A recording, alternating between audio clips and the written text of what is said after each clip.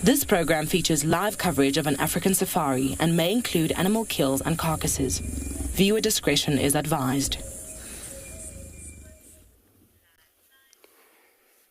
Good afternoon, everybody. Good afternoon. Welcome to Djuma Private Game Reserve, where now we got here the kudu, a small group of kudu, which they're also doing their best of posing, also feeding. And this is what it's going to be about this afternoon. And this is where they're going to be because it's likely open. And of course, it's not cold at all. They might spend time feed, scanning around. And welcome aboard to your very own safari through African bush.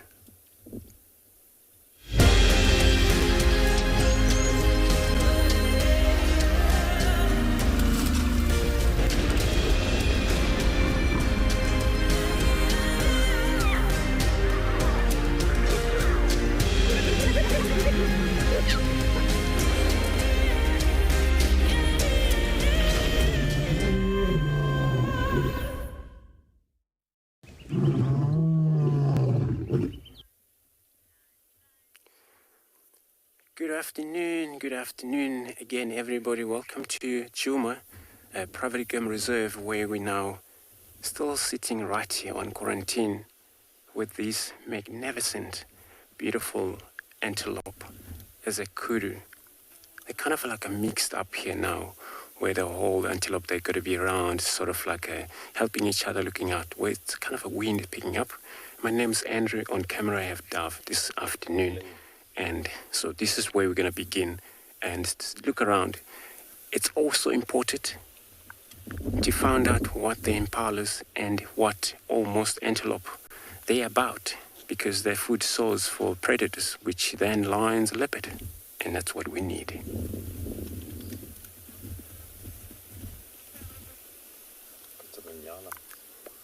Oh yeah. There was a nyala in the background, just like I said, it's kind of like a mix of antelope in this clearing, building up.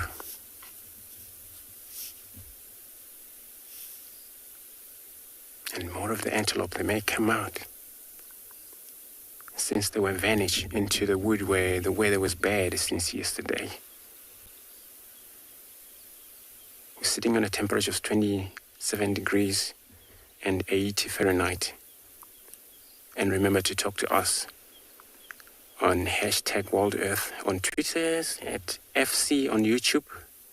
If you're under the age of 18, you can pop us an email on kidsquestions@worldearth.tv. But also those of you who haven't been registered, you can always register on the World Earth website. Head over to the live safari page and you can submit your question there and we can tag them for you. And we can answer you right now, right here, live for you.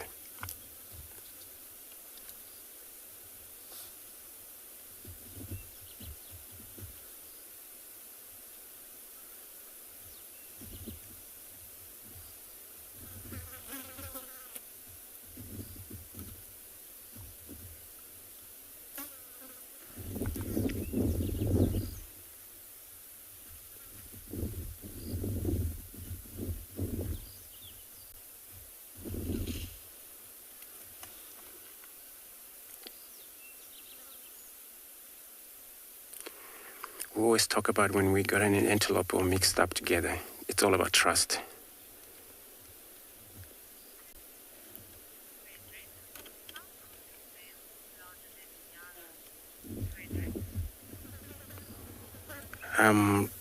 Sorry, Cedric, you want to repeat that question? You want to know if the male nyala is bigger than the female or is bigger than the kudu?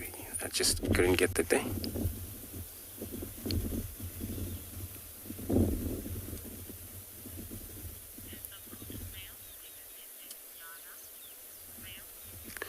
A kudu male bigger than a nyala, Cedric. Yes, kudu males bigger than a nyala, male nyala. Male nyala,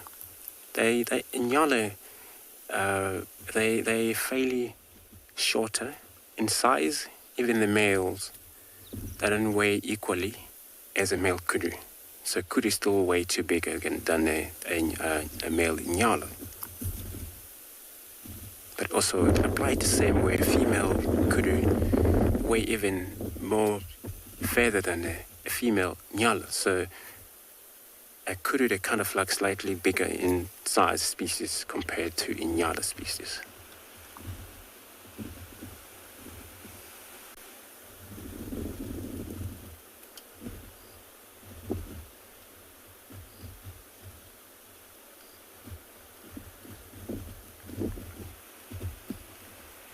But I can tell you the truth that in a kudu, they don't like very open much. They can come out like they're out, but they're gonna go back to the thicket.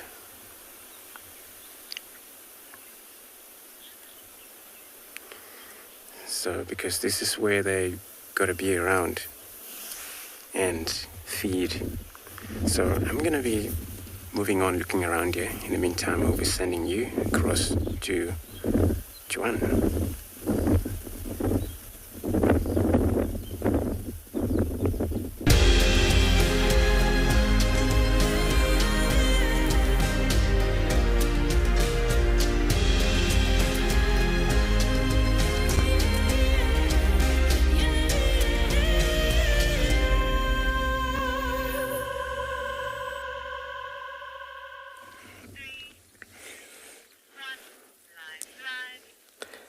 I feel like I just want to say, look at that. Just look at that fantastic green Kalahari view. Good afternoon, everybody. I am Johan, and looking at the camera today, and looking after the camera position is Morgan, and we'll be your team in the Kalahari. But I'll just quickly take you back to that beautiful view, looking downhill. As I was going to say, looking at that gorgeous particular spot down in the plains and everything, we have decided to come to the eastern sections of the reserve today, or eastern areas, shall I say. And as you can see, a very nice combination of mountains to thickets to a bit of the dune formation sticking out here, as the eastern parts of the reserve is a bit different, looking at the western sections that we've been in over the last 2-3 days or so. But yeah, the beautiful representation of the Koranenberg Mountains in a combination to the savanna, to semi-savanna woodlands, coming into the dunes to the savanna environment. So a nice combination in these environments. So gorgeous. Stunning. So our plans this afternoon is we are going to go look at and try to see if we can find some male lions this afternoon. So we're going to continue going further east, northeast, into those directions of the mountains, and then see what we can do out and about towards that side, and see if we can locate on those male coalitions, as we haven't seen them in a couple of days. So yeah, we're going to see if we can pick up on those guys. It'd be very nice for us to follow up. So yeah, in the meanwhile, let's continue going further down the road here and see what else we can see down this way. Follow us. All right.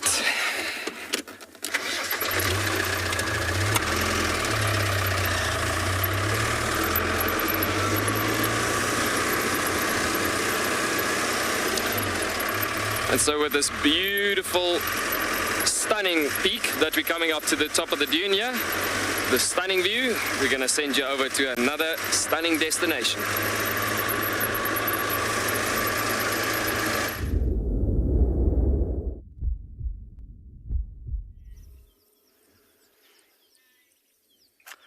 Well, welcome everyone to and Beyond Phinda Private Game Reserve on this very, very hot autumn afternoon rather.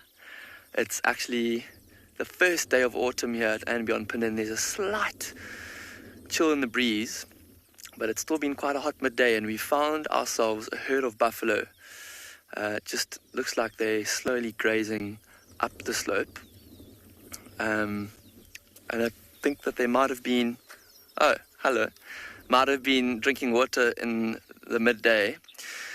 But my name is Ross, and behind the camera today is Craig, and we are coming to you, as I said before, live from and Beyond Phinda Private Game Reserve.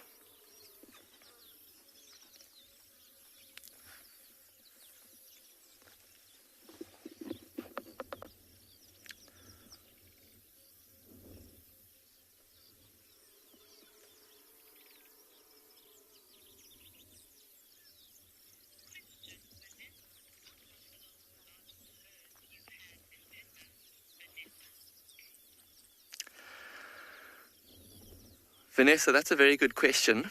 Vanessa has asked, are buffalo the largest herds we have on Phinda? And we have some quite big buffalo herds, Vanessa, probably close to about 80 or 90 in some cases.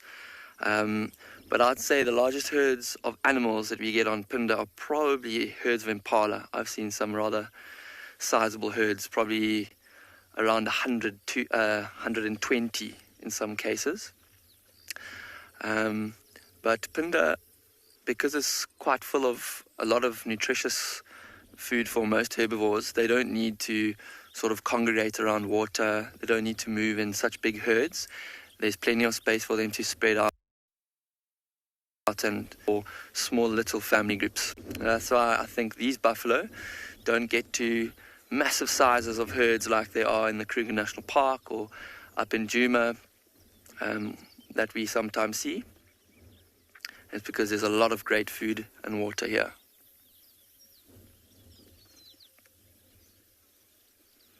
You see these buffalo bulls, or some of them are bulls, some of them are cows, slowly flicking their tails in the breeze. There's a lot of flies around them at the moment, and you can see this grass is very, very tall and lush. In fact, it's so tall we can only see the tops of these buffaloes' back.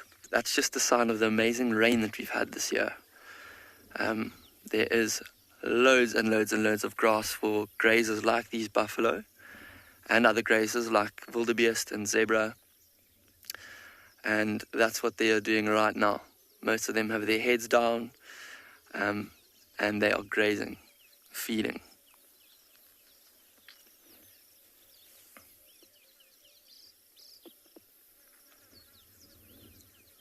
And it's just a stunning, stunning view. Look at the beautiful mountains in the background and the clouds in the blue sky.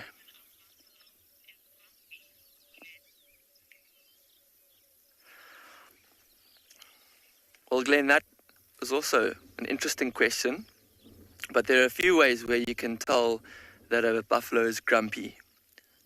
Most of the time, you'll sort of get signs that a buffalo is agitated when it's around you. If they toss their heads or lift their heads to you and snort. But buffaloes generally only really get grumpy if you invade their sort of comfort zone.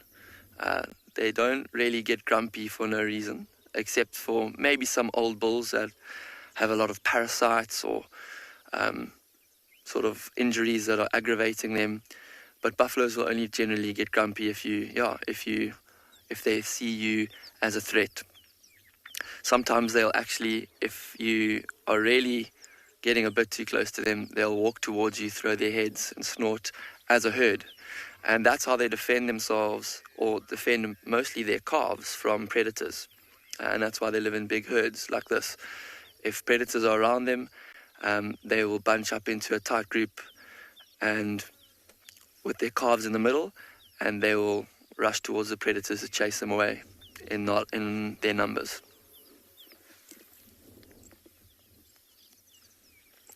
You can see actually there's a buffalo bull there that keeps popping up his head every now and again, and I think what he's trying to do is mount another buffalo. He's probably one of the dominant bulls in this herd. There can be a few dominant bulls in a herd of buffaloes like this, but he's probably one that's one of the dominant ones that has mating rights with the females, and he's trying to mount her to possibly mate with her. Not sure if she's in estrus, so I don't know if he's going to be too successful.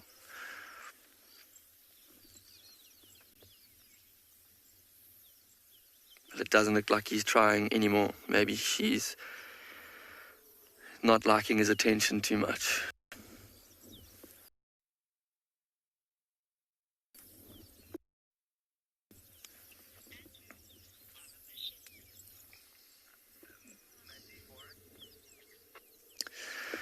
So I think our plan today is to hang around these grassy hills in the southern part of Phinda and see what we can find. Hopefully we strike gold for you this afternoon. But we are going to link you over to Andrew now, who's on a bit of a mission.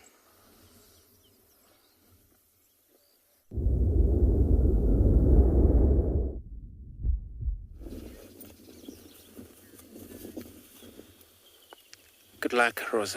And we now here at the Treehouse Dam, and we got a beautiful hippo sitting inside the water, but their head's up, the whole kind of like top of their body's up.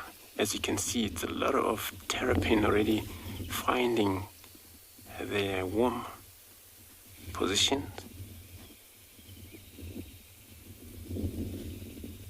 It's always incredible thing what you see back there, because hippos, they spend a lot of time in the water, but in the meantime when they're in the water, these terrapin, they do a lot of work around that animal, groom ticks, and they dirty or clean the animal right away. So whoever, not only hippo but rhinos, even these buffaloes coming lie down inside of this water, wherever is terrapins, they all visit that animal. They kind of like a feed on meat as well, so ticks, those parasites that it's within the animal.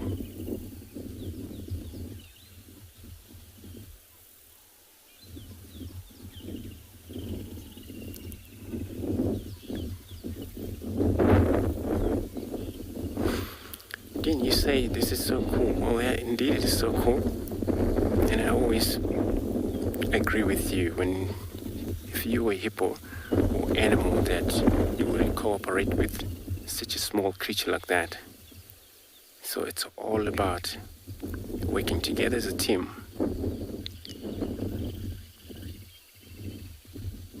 Those animals forage through these grasses, they carry a lot of a parasite. Hippo cannot groom themselves like other animals do, and they don't really use their rubbing post like rhinos and elephants or buffaloes or a warthog. They just carry those ticks back to this water and let the other creatures as a terrapin to deal with them.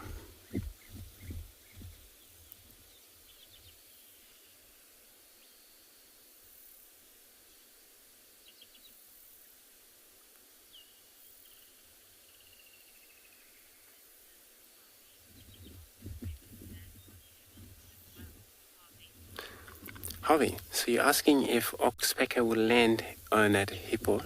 Yes, indeed. Definitely, if there is any sign of this bird, oxpecker, they would land right on top or any other part of that body of animal there while this terrapin is still there. It wouldn't matter to these birds to land right on that animal.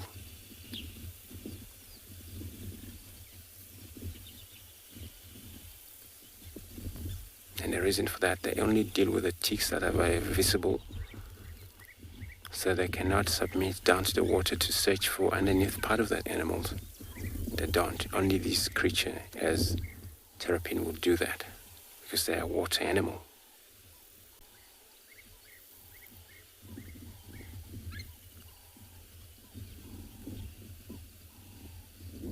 But oxpecker, they can also take a drink from sitting right on top of that hippo.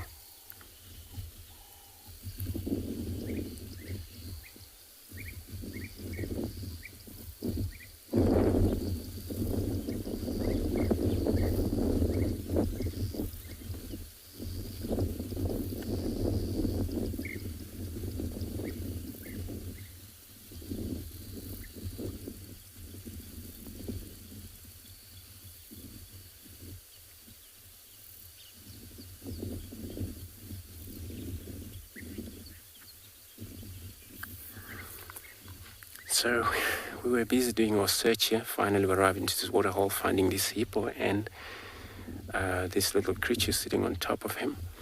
And we're going to carry on, do a little bit of a search around, hopefully for Kalamba, because it's her part of the area to operate.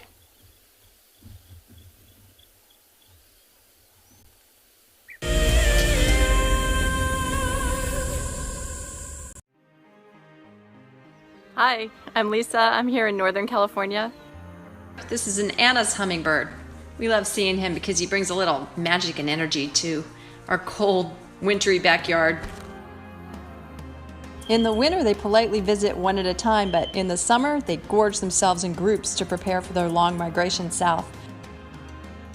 As the hummingbirds fly south, over 1 million of these Canadian geese travel the Pacific Flyway from the Arctic to spend the winter with us. They like wetlands and we're in a drought, but they seem pretty happy on the dry bank of Folsom Lake here. This has been a tough year everywhere, but one good thing was we found Wild Earth, who encouraged us to relieve our stress through nature. There's a saying that a distraction is momentary, an escape helps you heal.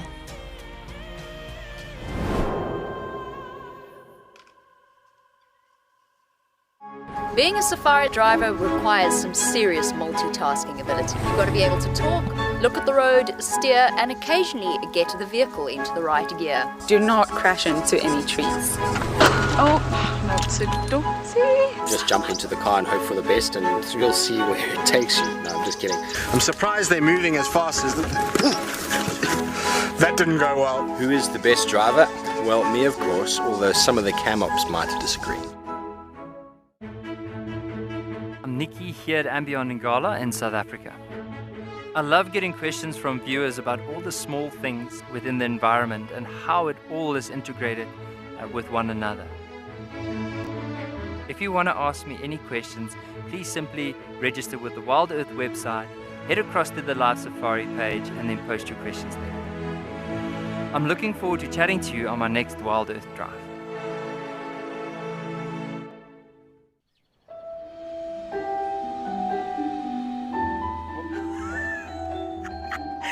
It just pretended to be dead. Oh, that was amazing.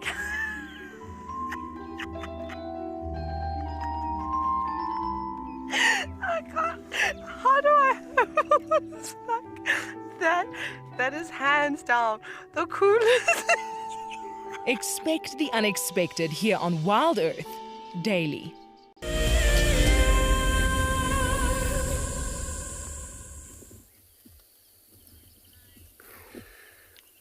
Wonderful. So as we decided to move on, that hippo trying to kind of like slightly reposition, all we see in these little terrapin, we're all about to just slide down to the water.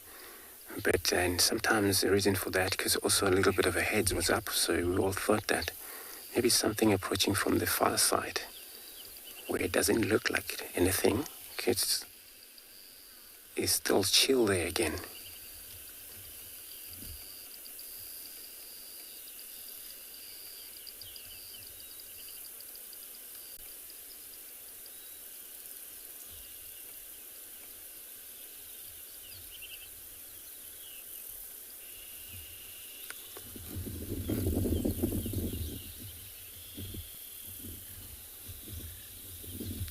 This is the male hippo that is always occupying this treehouse dam. Sometimes we don't find him here, and then that means that he would move already out, or he hasn't returned back to the water again.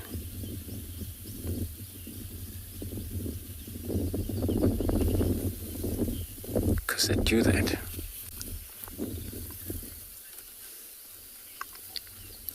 Okay, so you're asking if the terrapin are a good swimmer? Yes, indeed. So they do that. So a lot of time they wander at the bottom of the water. Oh, beautiful hippo. Now it's showing off a little bit.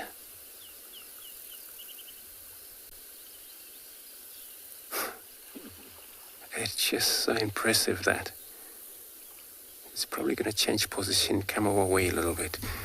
Yeah, they're a very good swimmer. They wander in the bottom of the water, sit around in a dirty mud underneath. And they'll eat on anything, worms. And there's a parasite, anything that they find in the water, dirty. And they'll feed on those. So they are a good swimmer.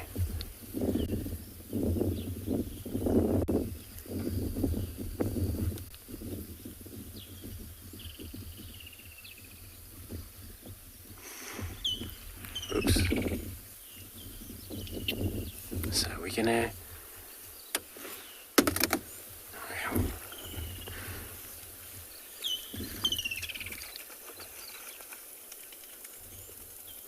So there it's kind of like a little bit of a buff modifications.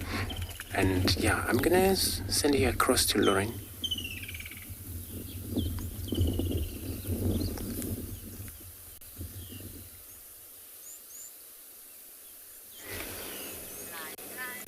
Good afternoon, everyone. Welcome aboard. I'm happy to have you all here on my safari vehicle. Look at the most gorgeous scene I have in front of me right now. A foal suckling. I haven't seen zebras in a very long time. We did lose signal for a little while, but luckily signal found us. The joys of broadcasting from the wild. It found us. My name is Lauren and I do have Impa on camera today. And we've came to Buffelshoek. Yes, I haven't been to Buffelshoek in quite some time. And so far I can see 4 zebras. And there's obviously a mother and a foal, which is very sweet. So lovely to see them. I go through phases sometimes of not seeing zebra for a really long time and then seeing them all of a sudden. And I was actually shown an awful video on Instagram or something like that of a stallion, a male, actually killing a foal, a very, very young foal, drowning it in the water. I couldn't watch the full thing. I couldn't go through with it. I don't actually know if he was successful or not. But basically, when it comes to zebra, they have a harem. Like many organisms, hippos are the same, and even reef fish. There's lots of reef fish that also have a harem social structure. And when a new male takes over, if there's young foals that are not his innate biological drive is to kill them, which sounds incredibly sad. It's just not viable for him to invest and look after offspring that are not his own. If they belong to another male, just like lions when they do a takeover, comes in, kills all the youngsters, and of course then it's time to mate with the females and have offspring of his own. It's a very difficult video. As I said, I couldn't finish it, but it showed the harsh realities of a takeover in zebras. Lions have a terrible sort of reputation for infanticide, but it's not just lions. It occurs across the border. And when males are young, and they start to grow out, they actually leave of their own accord. They're not driven out of herds, they leave of their own accord, and then it's time for them to sort of make their own social structure. They'll start interacting with females. If they can't find any females to accept them, they'll create bachelor herds. And then slowly but surely they'll create their own harem over time. Isn't this lovely? I do have another riddle for you today, so do not worry. It shall come a little bit later.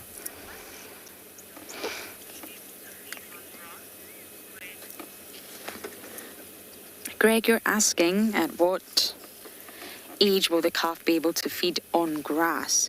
They're normally weaned by about 11 months, which is almost a year, just short of a year. But they will, of course, start to nibble, as with all species, on grass.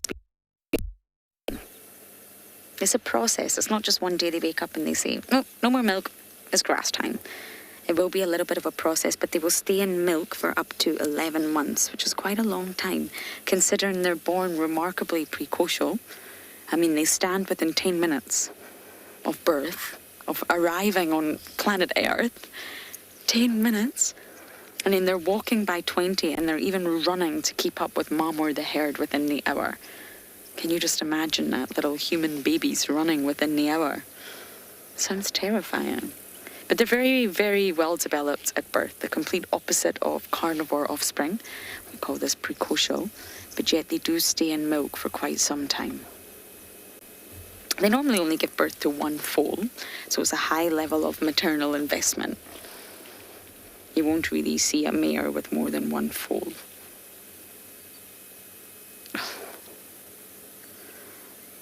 And it's very, very hot. I don't know if you've been told already, but the sun is well and truly out, and it actually starts to feel like summer again. Although I strongly believe we're going into autumn, and I use autumn very, very loosely. But I've been complaining about the rain and the overcast conditions, so I'm not going to complain about the sun. Okay, so I'm going to head and scratch around for Inselli that Andrew had this morning. Hopefully we can find her. And for now, we're going to send you across to another live location.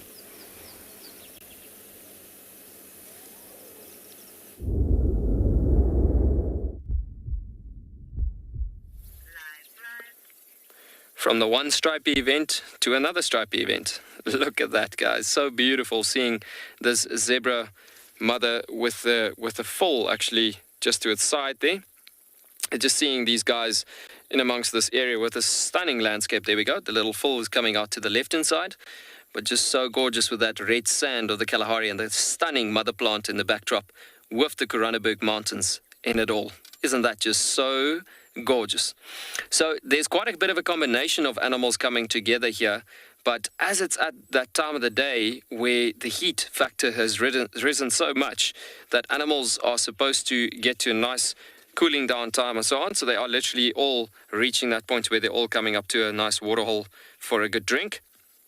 But yeah, we pretty much ball close and back to that waterhole where we had that nice pride of lions the other day. Actually, there is actually a couple of kudu as well as springbuck out and about over here in the spot as well. And once again, it's just a nice conglomeration of a temporary association of a community of many different populations formed up here together for safety in numbers. From the one stripy character, this is quite interesting looking at the stripes on these kudu.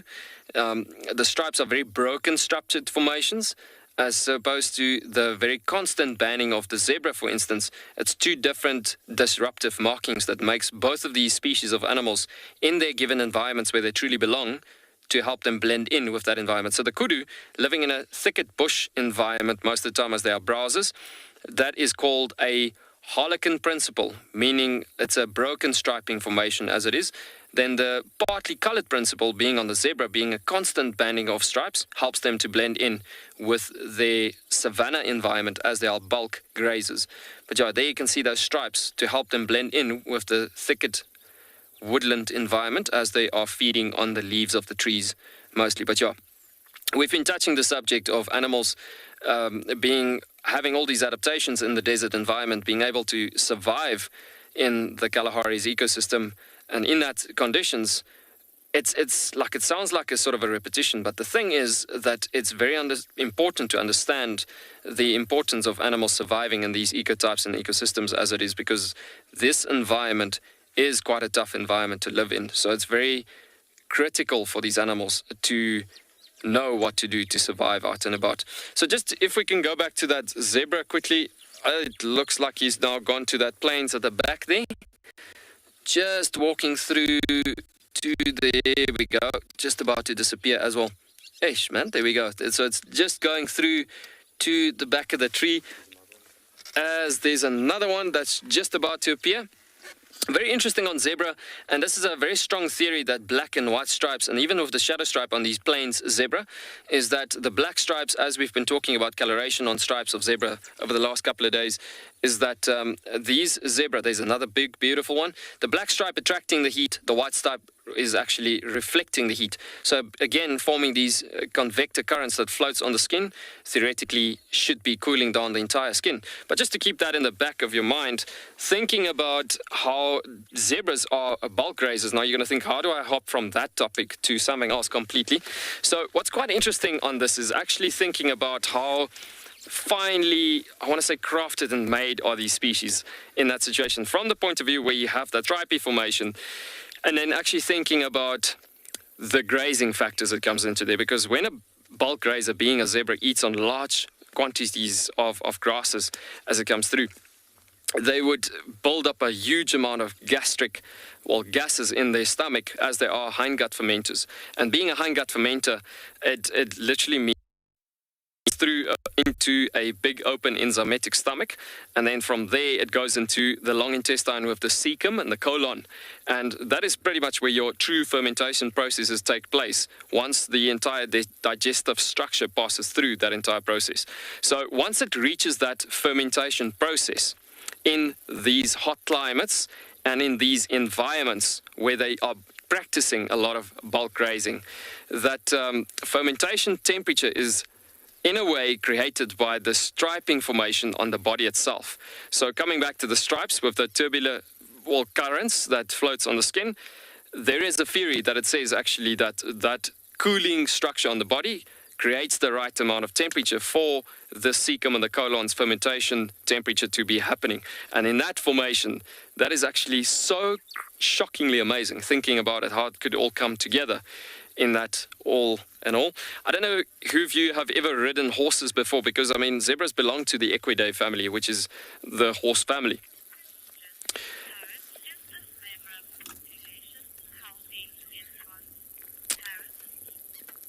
I hope I got the name right there, but there's a question that's just asked. It's Taryn or Karen? Karen, my apologies. And so the question was, is the zebra population on Tswalu very healthy? We're actually consisting of 2 zebra species in the Kalahari, being the Hartmann's mountain zebra, being in the mountains and the hills. I'm actually looking around and see if we can't really see some of them present at the moment at the given position where we're at. But yeah, and then you get the plains zebra, which is the common zebra species that you find all over Africa in many different destinations. But yeah, having 2 of those species, yes, their populations are doing pretty well, especially the rarer one, which is the Hartmann's mountain zebra. And as we were talking about the cooling mechanisms and the theory that goes around to the striping formation, that is why we could even get 2 species of zebras in the Kalahari, as it is. But yeah, coming back to that, following around springbuck, and looking at your indicator species, and especially following along with other indicator species coming up to a water point where they're following each other around, number one, for your indicator species like selective grazers like wildebeest and red hartebeest and things like that, to actually, and even following the springbuck, because the springbuck being a proper desert antelope, they are also in a way showing to the bulk grazer, which is the zebra, that there's a good area that they can feed on and good value in nutritional value for the plants and the environment. And obviously from a grazing point of view, they could follow springbuck from that point of view. So then, yeah, when they're following around these indicator species and coming back together and at the same time being safety in numbers, they are building a lot of gases from that big gastric stomach. So as I was saying earlier on, trying to explain about if you've ever ridden a horse before, horses, when you ride them right in the beginning of the ride, it sounds like they, excuse me if I say it like this, but it sounds like they're farting a lot in the beginning. It's just the releases of gases in the beginning. And yeah, it's just how it goes, because that's how they build up a lot of gases. But yeah, part of the digestive system as it comes through. Really special looking at that views again, at the backdrop there. But yeah, nice to come through this area and having all these different species of animals as we drive through.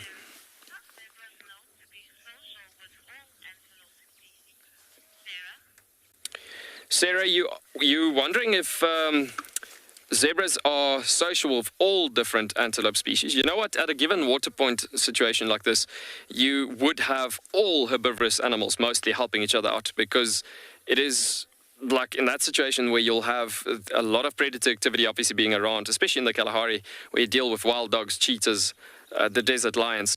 All of these characters plays a huge role, and some of them are really good hunters.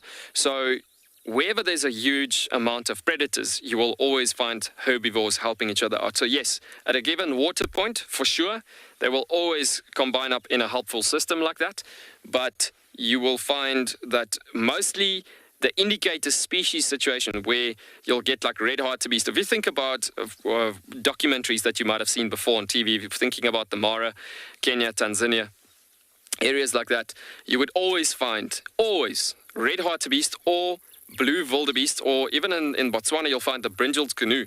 Well, actually, sorry about that. Actually, talking about the migratory routes and Kenya and Tanzania, talking about the brindled canoe, those wildebeest, also part of that selective grazer species, they will mostly be found being social with those selective grazers, becoming the indicator species, showing and indicating where the good food resources are at.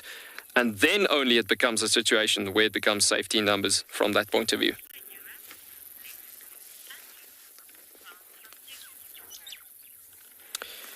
We're going to send you, in that note, over to Andrew with something small that he found.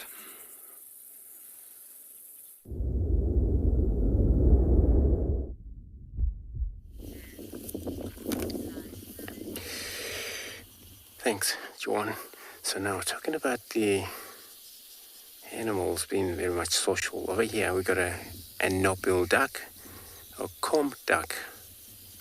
But we're looking at the male, and the reason I'm saying it's a male is because of that knob that is actually growing or swallowing right on top of that beak. That it's actually display a feature that it's actually a male, where female don't have that.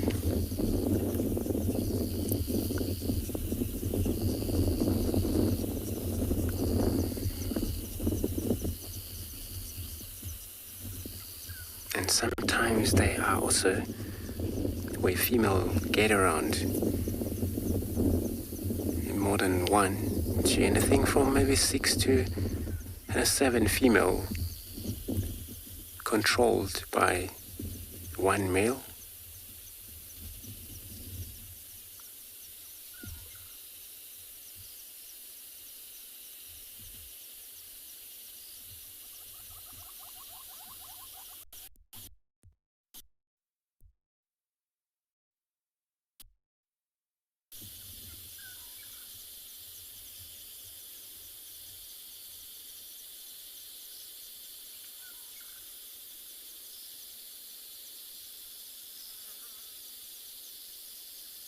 It's doing kind of like a little bit of a display on their wings. So it's all about the temperatures. When they do that, the air flow back into their body. Just spend a lot of time in the heat.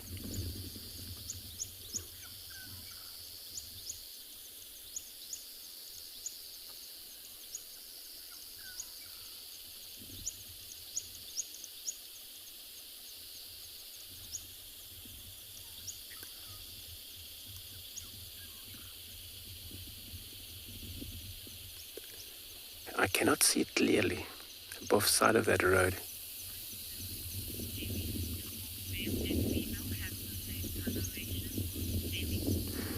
So Demi asking if male and female the same coloration. So male tend to have very much metallic, as you can see those wings, but less on the females. So would it be a male, also male large in size, but a knob always right there. So that knob that you see, it's actually swallowed so much during that breeding season, which is raining season.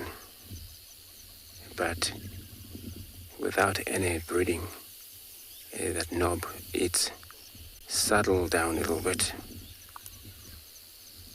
But it's still there that you can able to identify as a male.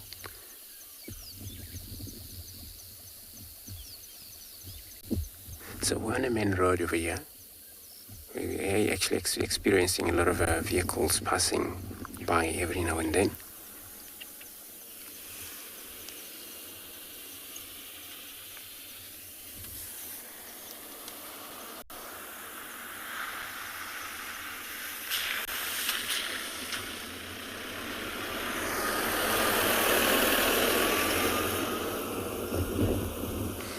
And some say, what a beautiful duck. Indeed, it is a beautiful duck.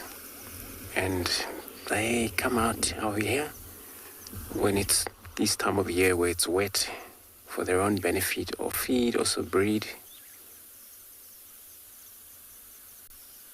We now compare these to geese. Geese that we see always, Egyptian geese, highly seen spare-winged geese, but they rare, but out here sometimes. Those that tend to be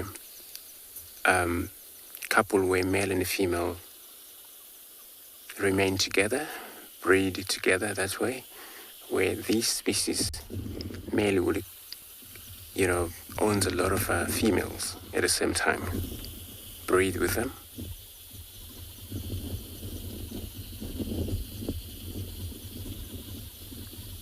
But you do find the males alone sometimes when the females are out of reach, where maybe he just lost a fight and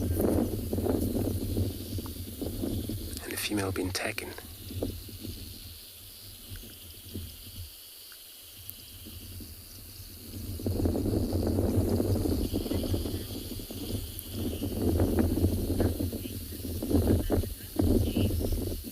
Okay, so you're asking if they're native to South Africa. They're pretty much in Africa, and they move around wherever it's wet. And that's what they are. So they're regionally around pretty much. And only in the winter where they actually disappeared for that 4 to 5 months away from us, because then there's nothing they can feed, but they got to be around wherever in Africa where there's so much of green water.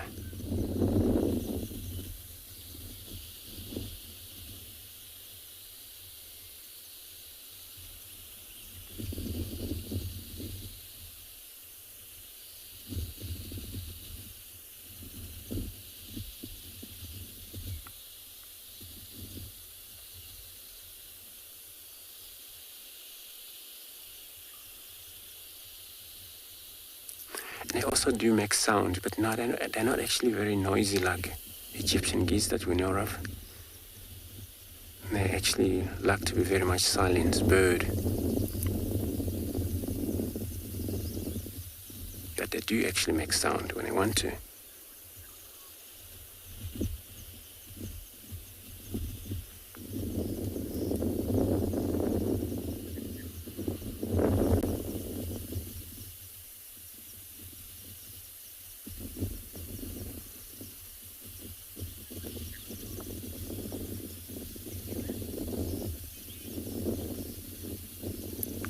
So I'm going to carry on, search around.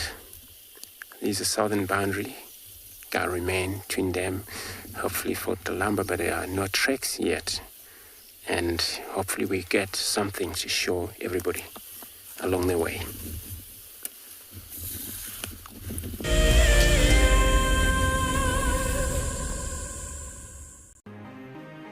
It's the month of March and Wild Earth is offering you the chance to win a brand new prize. Sign up to be a Wild Earth Explorer and you could win a 5-day eco-training ranger experience for 2. Eco-training is the pioneer and leader in safari guide and wildlife training in Africa.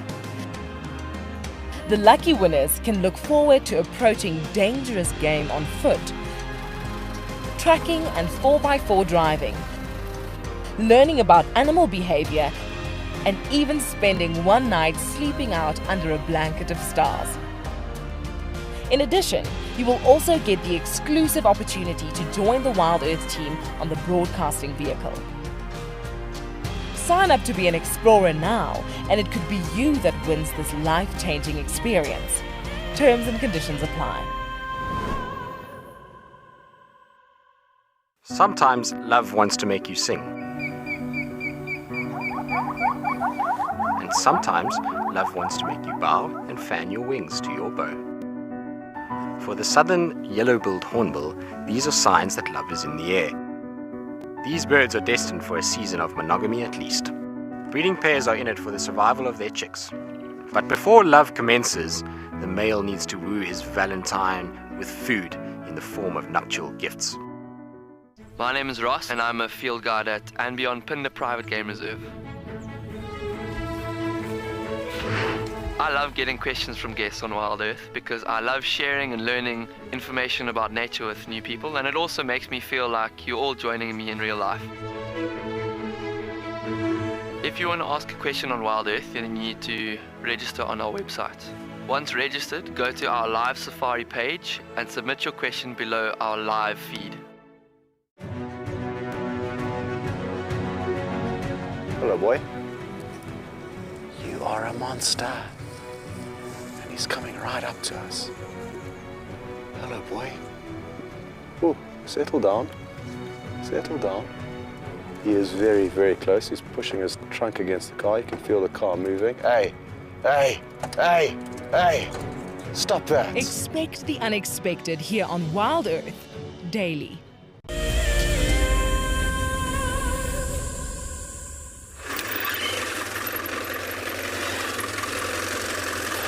Welcome back, folks. So we are on the trail here for one male lion by the looks of it. We just tracking into this area and just seeing if we can locate on this guy. So we slowly but surely trying to figure out, we are on the tracks here. We're just trying to get a visual on this guy. Hopefully we get him pretty soon in this spot. So we're just taking it slowly and easily, driving through this area as we're trying to trail here. But on the other hand, look at that gorgeous view once again. Tswalu's just got such a huge diversity of different landscapes coming through here. And just seeing this area and environment, it is so beautiful. So I'm literally just trying to keep up on these tracks. Shouldn't be too far from this location. Tracks are looking pretty good, like from this morning still.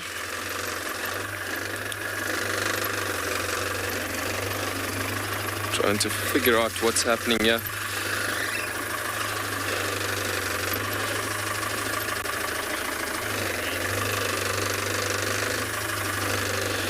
Kyla, you're asking why does Tswalu have black-maned lions? So it's actually part of the Kalahari bloodlines that you get in Tswalu, in being part of the southern green Kalahari region. And it's just part of their bloodlines to be actually having that coloration on the manes from that point of view. But yeah, the bloodline, or the genes that the true Kalahari bloodlines have, well, the genes that influences coming all along from the bloodlines will influence the pigmentation of the fur itself and so on. And it looks like this male might have moved a bit further. But yeah, anyways, so that black manes is just part of the pigmentation influences that happens from that point of view. So you get to that point that your Kalahari lions are just much darker in color, especially the males. The males are very, very pitch black in color on the manes itself, as they've got actually quite beautiful pitch black dark manes. Just want to have a good look here over this dune top here. Right, let's continue going. Just want to pull through this area. See what's happening here.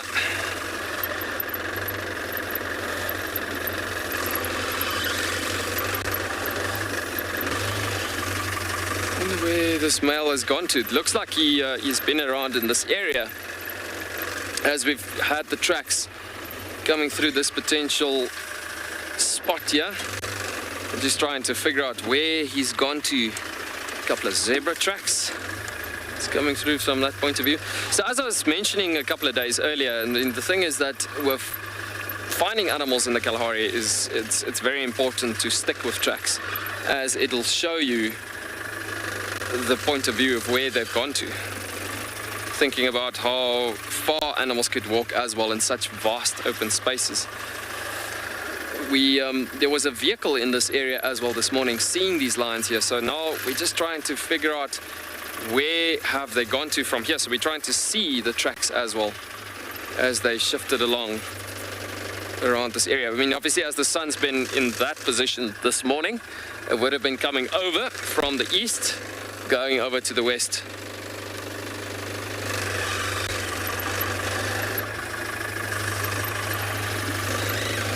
So yeah, during the sunlight's time, obviously shifting during the day, they'll just shift in amongst these bushes along with good shade and so.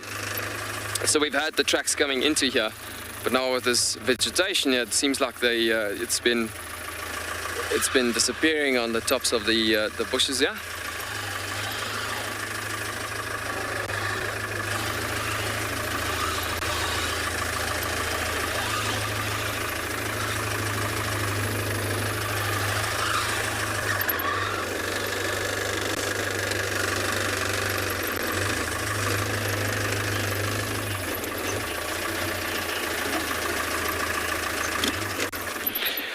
You know what, Katie, you asking if it could get confusing when you look at the manes and judging the ages on them and so on. You know what, with the coloration of the mane itself, it doesn't really matter with the coloration. Yes, the Kalahari lions, they actually get to a point where after about roughly, let's put it this way, after about 4 years, they get really nice coloration on the mane coming through, especially around the chest and so up to the neck and so on. But yeah, when you look at the bigger picture, being the difference between your real Kalahari bloodlines as opposed to your African lions, your normal African bloodlines that you get, your savanna lions. It comes truly down to that situation that the mane itself will be more the dictation on whether it is a male being a bit older or looking at the age from that point of view.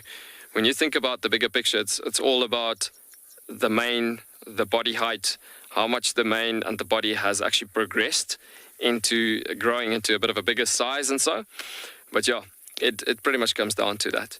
We're going to continue looking for these tracks around this area and just see where we can pick up on this guy. And yeah, see where we can follow up furthermore. We've kind of lost the tracks in this particular area here. So it's gone further west. We just need to pick up on these tracks. I think the possibilities are that they could have been shifting up towards those tree lines over there. So the other thing is I just want to listen as well and just hear, because it's a coalition of 2 males that was in this area this morning.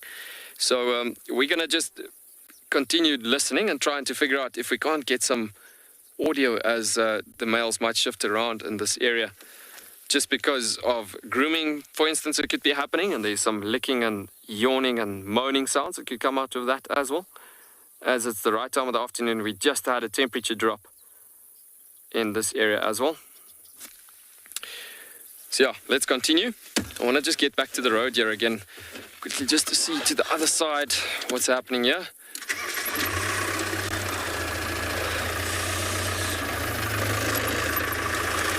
So let's just slowly pull back to the road here again, because we still had 2 boys in this area this morning. There's actually on Tswalu, there's 3 predominant male lions that comes through every now and again in this particular area. And so the 1 male track was going out this way. This is why I'm gonna just get back around to the other side and just see if we can't pick up on the other boy maybe from that particular point. Let's just take a turn around the corner here. Now, this is very interesting. I mean, there is a very nice set of tracks. I don't know if Morgan would be able to frame this.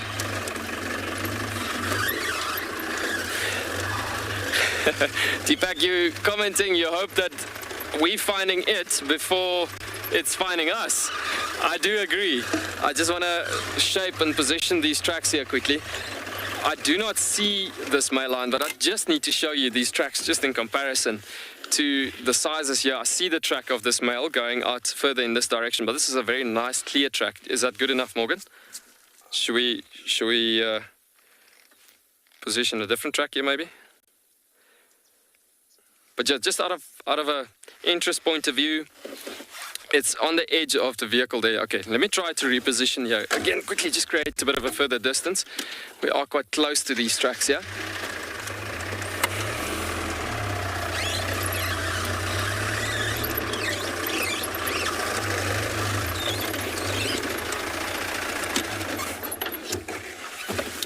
Right, so now I don't know if my cable would reach here, but yeah, let's see.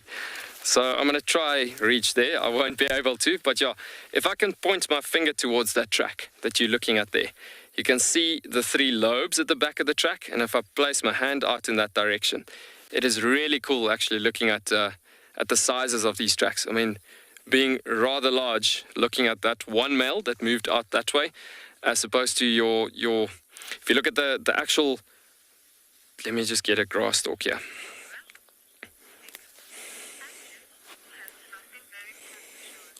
So if you look at the back section of the track there, you're looking at that point of view where it's coming through over there to that back section. That's typically your average male, on average, lion sizes of tracks that you're looking at there. Whereas if you look at this boy, it's like almost twice the size of your average lion track size that you're looking at there. So very nice actually looking at these Kalahari lions being so rather big. We spoke about it a few days ago where Kalahari lions have got really big tracks and big feet just to grip on the dune sand and everything like that. But yeah, we're going to send you back over to Andrew.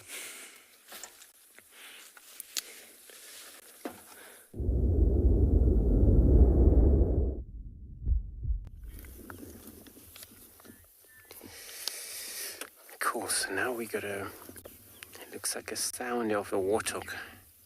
More than one warthogs that they're out there about feeding right now.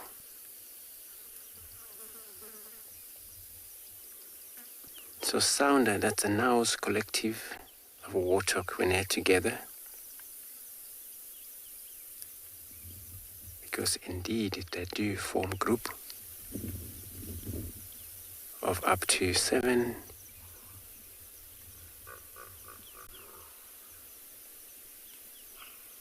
We just heard a hippo in the background as well.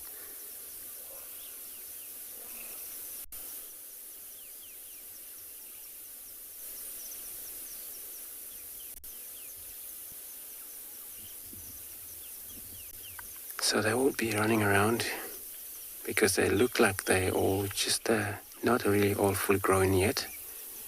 They're still young. So for them to be able to see far, they have to raise their head, but unfortunately they're very short neck.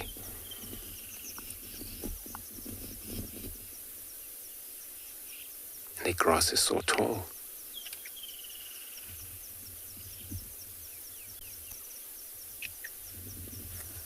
So we're gonna roll forward. Hopefully we'll get another look at them again.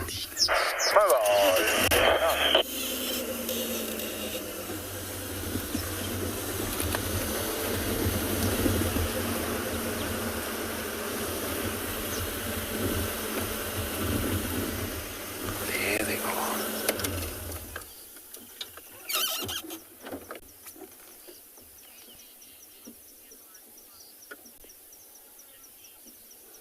Just then, so you're asking if a warthog can run faster more than a leopard. A warthog, they're fast, but the thing is, with a leopard, they don't really chase for that long. So they're one of these cats, they would ambush for prey, and they take their own time to get target closer. And then once they pounce, they're in it. But running straight away, warthog would be even slightly faster than a leopard. Also remember, leopard can only reach up to about 100 yards in anything like 60, 70 kilometers an hour. Where those animals that are running away to save their lives, they can even more than that.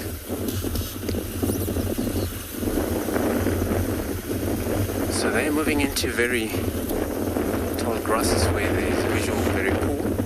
But we're going to visit the watering hole here. It's wind already picking up.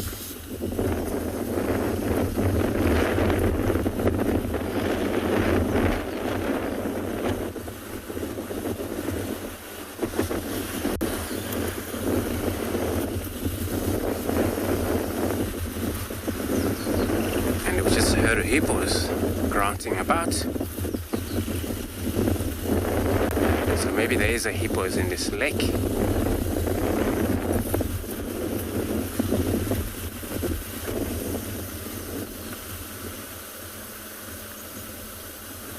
You know, I think I understand well. They're asking, what do croc eat?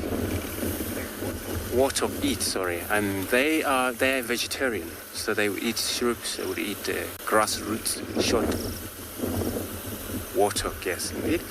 So they eat grass, short grasses. What you see there, if you have enough to see them do that, they shuffle the ground with their very strong nostrils. And for that to get grass roots, also a short grass. So they're grass eaters.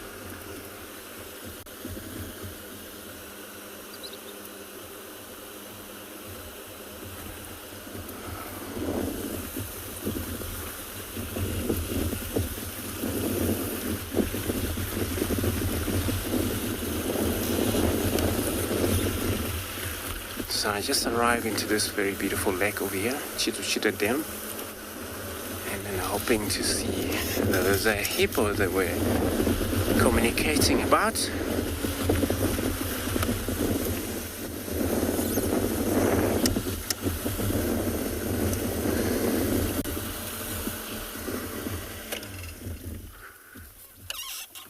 It's a big lake here, but maybe I don't see any hippo close to us.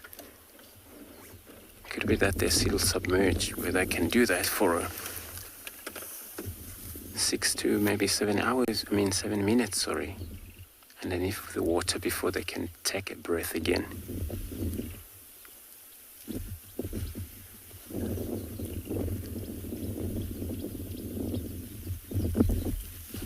It looks like we've got a two.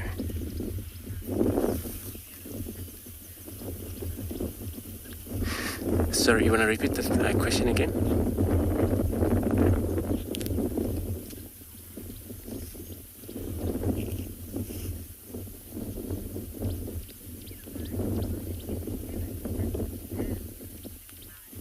Levi, so you're asking if there is a heron in this dam.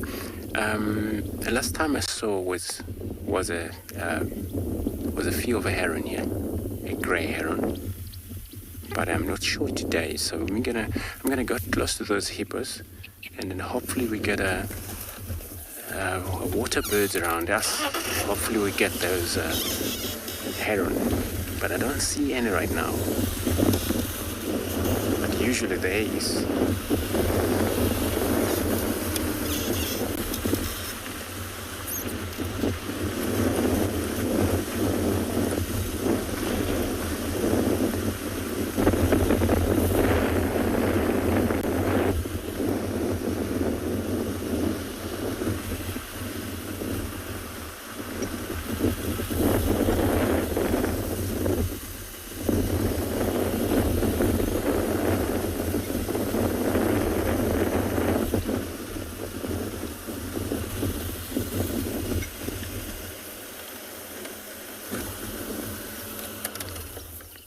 So we get now a closer look at these hippos.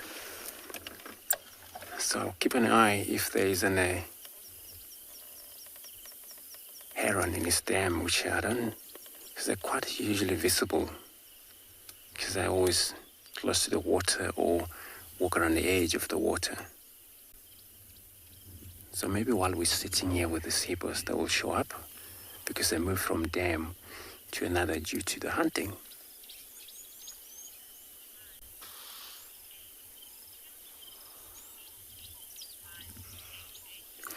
Mile, age 8, so you're asking if the hippo eat meat. That's very rare. I heard of a story where the hippo was actually seen feeding on a carcass, but they're vegetarian. They eat grasses most. They eat short grass. That's where when they get out of this water, they wander around far from here to get their special diet, which is short grasses, where these grasses grow mainly around a mound.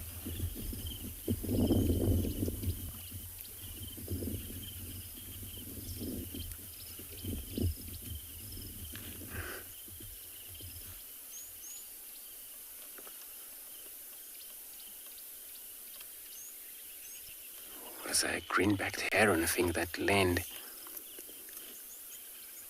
So they kind of flight around here, these green-backed heron, because they hunt same as the grey heron. They search for frog species as well, but a tiny small one.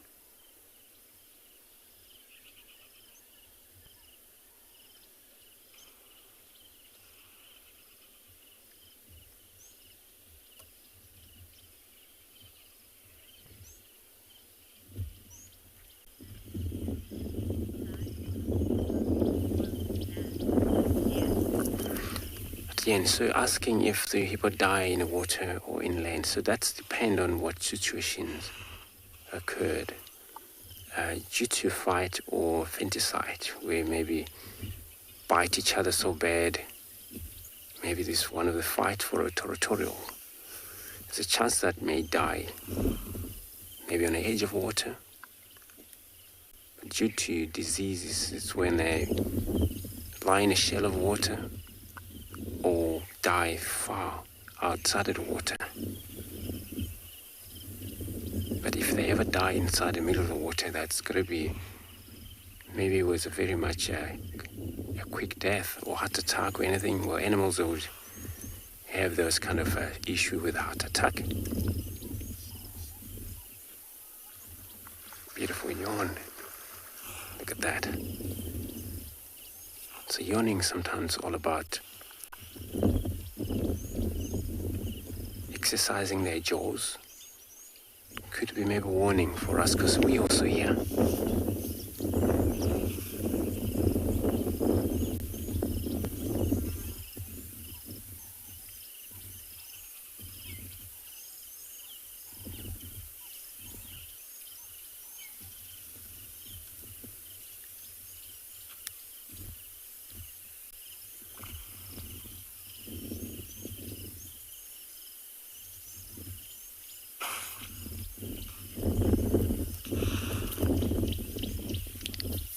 So cool that they say they have a beautiful, such a small ears.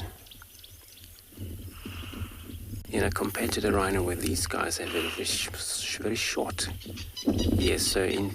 So their hearing hole, it's kind of like always open when they not submerged into the water, but when they go down back to the water, there's a little system where shut the air passage or the hearing passage, and that is the water can flow back into the eardrum. Then every time they pop out again, but apply the same with the nostrils. They shut off and they go down, so they don't breathe when they're inside or submerged. Only do that when they pop out again. That's why you hear when they open these little valves that they shut their nostrils, it's kind of like a pop.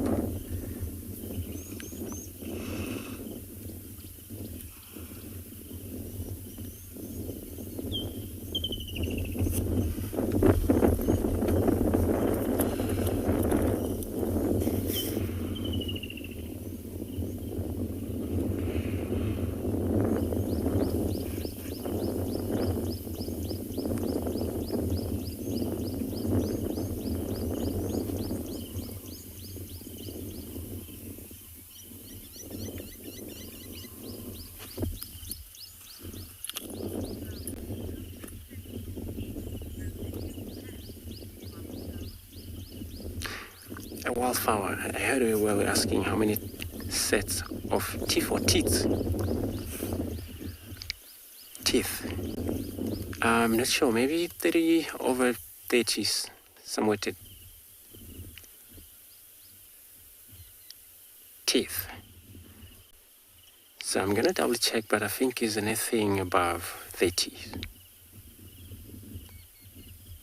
of his teeth. But also include these prominent. The tusker is a weapon.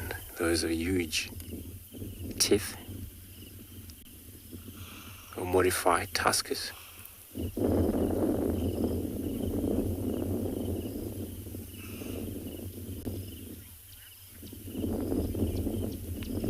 So we're gonna stay put and see what this hippo does.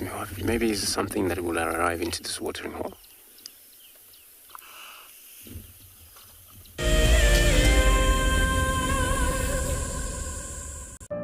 Wild Earth is launching a brand new bushwalk from Pride Lands. With a slew of potential dangers lurking, it's essential to be aware of your surroundings whilst walking in the wilderness. 20 yards away from one of the most endangered species. This is a big bull. What a moment, what a close encounter with an Ellie bull. He's just over here now. He's moved completely away. Being on a bushwalk and seeing a leopard, I mean, it's ridiculous to be this close to a leopard on foot and for him not to run is absolutely insane. How crazy was that? Through the gap there is just the back of the head of a male lion. He is absolutely unaware that we are here right now. I'll tell you, seeing lions on foot, it definitely brings out the caveman in you, this little scared human being. Riverbeds are a great way to find water, and look for places where elephant have excavated hollows.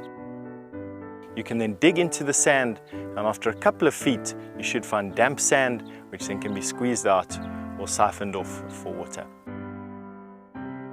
And with water being one of our scarcest resources, it is a good idea to conserve water where and how you can.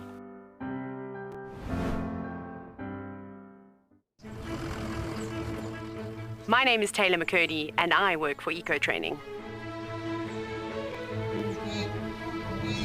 I love hearing from all of the viewers. However, I particularly enjoy those of you who have been watching for a few years. Your questions are just so advanced and they really get me thinking. If you'd like to ask a question on Wild Earth, you need to register on our website. Once you've done that, head to the live safari page and submit your questions below the live feed. Guys, just watch what's happening. See, watch the elephant, watch the lions. See, the first ones to run are the cubs. Can you see them? They are right here. I'm not sure how scared you were, but I was quite nervous. But absolutely incredible. Expect the unexpected here on Wild Earth daily.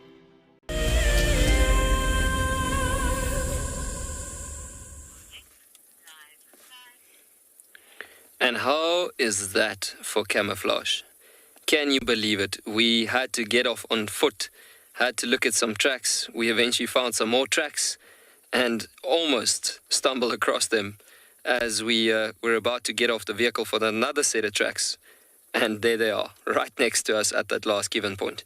But yeah, finally we got them.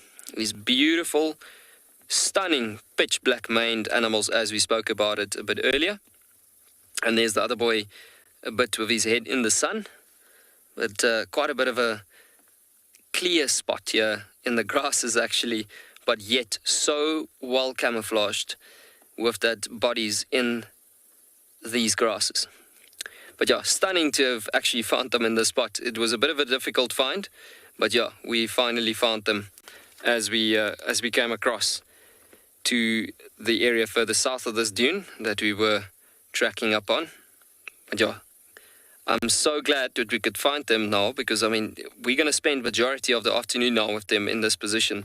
We're going to get to see many different behaviors, most probably where they'll get up a bit later as they're going to groom each other a bit and see a bit of different behaviors coming through for the afternoon as well.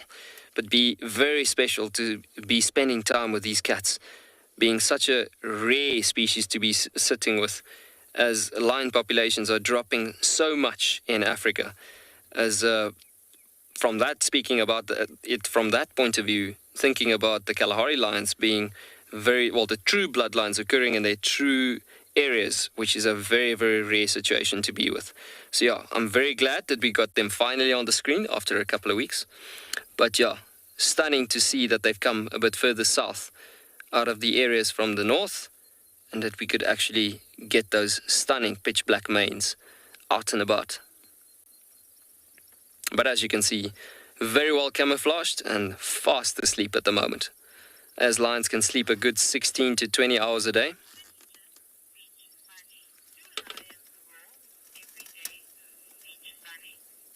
Beach Bunny, you asking if lions are roaring every day? You know what, lions overall communicate very quietly, because they don't often want to attract other predators as it is. But you'll get to times where certain times that they say, for instance, a coalition of males have split from a certain incident that happened or whatsoever, then the next day they will definitely roar and contact call for each other again. But at least about 2 to 3 times a week, I'd say, within 7 days. And but yeah, they try to make the noises as minimal as possible to attract as least predators and scavengers as much as possible, if I can put it that way. But yeah, lions don't need to roar every single day.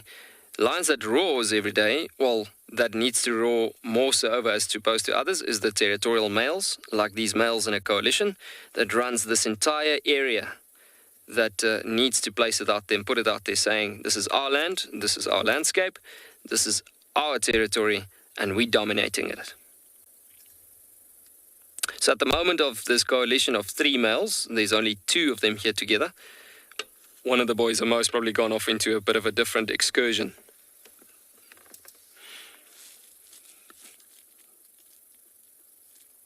But I'm so glad that we could find them at this time, so we can see a whole range of behaviors as the temperature is going to drop later on in the afternoon. Took us a while, but yeah, finally, there they are.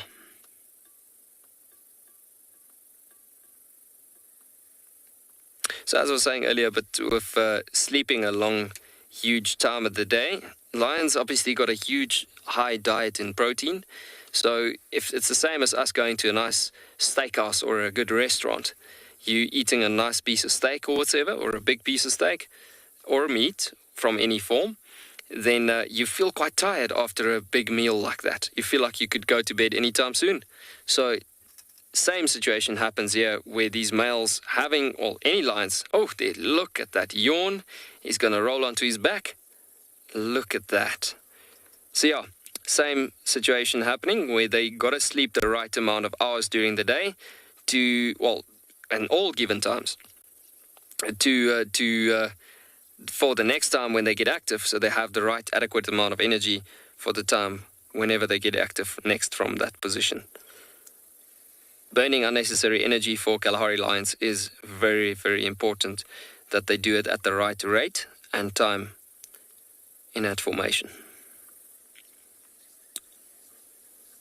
At the end of the day, the conditions are looking really good at the moment in the green Kalahari, but then again, still we're in a desert environment, so they still need to think what they need to do.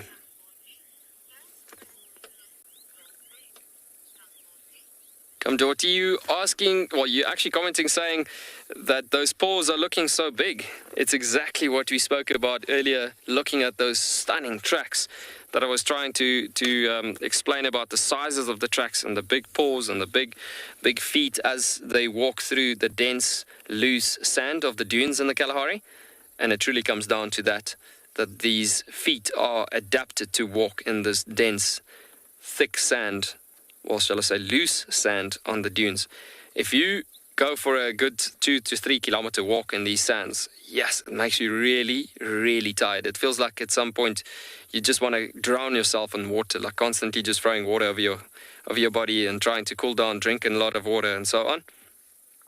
But yeah, it makes you think how much stamina needs Kalahari lions to, does a Kalahari lion needs to have to survive and walk through these sands? And but the other thing is, then the bodies, by nature's ways, will adapt to their conditions that they need to deal with. But so special having these desert lions in front of us right now. Even though they're fast asleep, yet again, we're sitting with a stunning rarity of a species.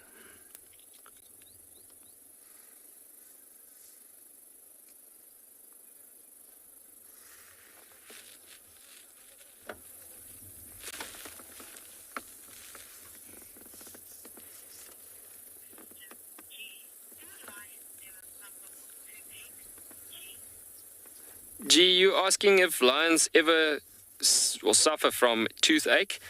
You know what? We've actually had an incident, and well done in asking that question. There was an incident about it's actually, if I remember correctly, about 4 years ago, that we had one of our male lions that I don't know if somebody has explained about, I've spoken a few days ago about a certain plant that is called a devil's thorn, but you get another one in the area called devil's claw. And so that one, coming back to the lions, basically, one of those devil's claw seeds, it's a nasty looking seed with, the covering and the shell of the seed is like hooks that's covering the actual seed. It's about the size of a tennis ball. So, excuse me, what happens then is that, what happened at that given time was that the carcass that this particular male lion was feeding on, that particular devil's claw seed hooks, thorns, shall I say, was stuck in the carcass, and he bit into that and literally broke one of his teeth.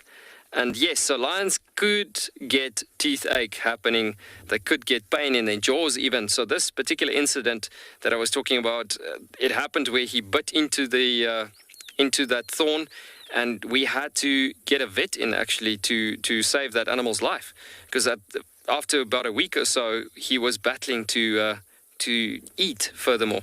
Being given that it's endangered species, well, not endangered species, but rare species of the particular lion population, we had to get a vet in that formation to try to get that animal safe. So we had to actually operate on that animal. And luckily he made it and survived it full on.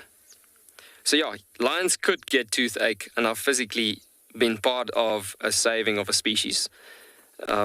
Being part of an operation like that, thinking about how animals could be picking up on certain incidents in their lifetime.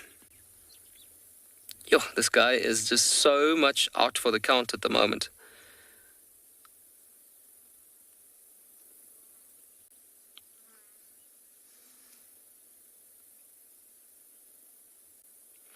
So I'm thinking soon that male, that his head is actually glowing in the sun, he will be soon getting irritated by the amount of sunlight he's actually facing there at the moment, and he's most probably going to get up anytime within the next 5 minutes or so to shift position to another shady spot, as I can feel the sun is baking on all of us at the moment. And yeah, I mean, so he will definitely shift position over time. And the tree that they're actually lying at is not really that dense, not that big. So it's actually in a point in time that their amount of shade is going to disappear after a while. And they are most probably going to get going to a wattle that is just on the other side of the hilltop here. As you can see, Morgan has just framed the small tree there. But just look at that, how much they're blending in, and the grasses in this environment. It's crazy. Like if I say to you that I was about to get up for another set of tracks, just making sure where the tracks are heading into, which direction. I was just getting off and then suddenly they were there. Charlie, you're asking, are lions able to adapt to any environment? Yes, for sure. You could get other lions in Africa that, well, the normal African lions, savanna lions, that could be adapting to their changes of conditions. Remember, the thing is that lions are wild animals like many other wild creatures in the wild. And animals will adapt. Look at that tail coming up there. So animals will adapt to their conditions changing in nature. But it is always just better. And that is why Tswalu is always focused on this particular Kalahari species of lions. Obviously the bigger species, the lions that occurs in the desert, to just have them out here, because that keeps the bloodlines clear, keeps it clean, and pure, being pure desert lions, being the Kalahari lions from this given area. But yeah, any lions are able to adapt in any certain areas. The difference is that if you bring in lions from a different location, from any given area, like let's say you come from any reserve in the eastern part of the country or the northern sections, other northern sections of the country, and it's a tropical region, for instance, especially from KwaZulu-Natal side or so, you could easily have those lions taking a few months to adapt to these climatic conditions that happens, especially temperature-wise, the swap over of temperature, the dramatic changes of temperatures during the night and day and so on. But yeah, the thing is that it will take them a while, but eventually they'll get used to it as well and noticing how to live out here. Yo, these guys are just so out for the count at the moment, and which is obviously the reason why we were battling so much to find them.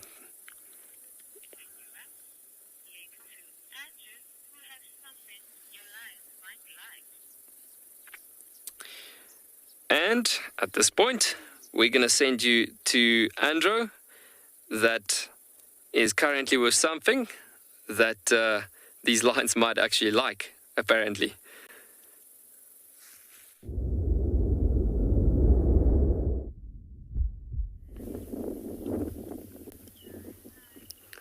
Joanne, Thanks for that. Indeed, yes. This is one of the very good food source for the lion. You might maybe want to hunt them. When you see all a group of impala grouping up into this open area, it's all about that. They're also adapted to the very much dry or warm environment that is in this area for now. But there we've seen also there is one wildebeest that is also already joined this group of impalas for safety.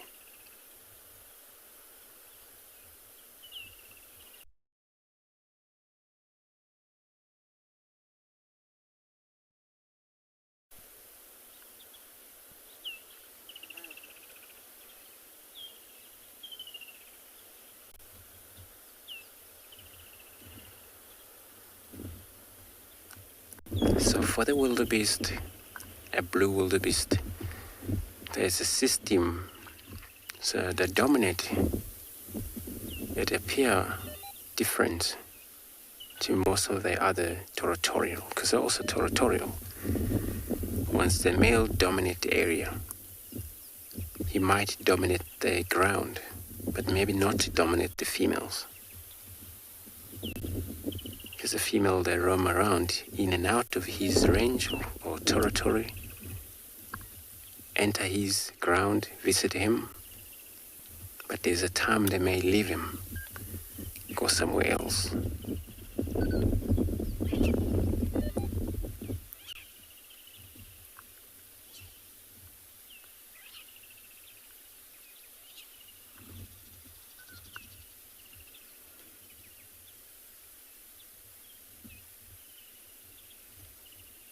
And when they move away from him as the females, they will always go to another male who would also be already set the territory out there. And they will do that around a circle, so they will move around in and out wherever these males are.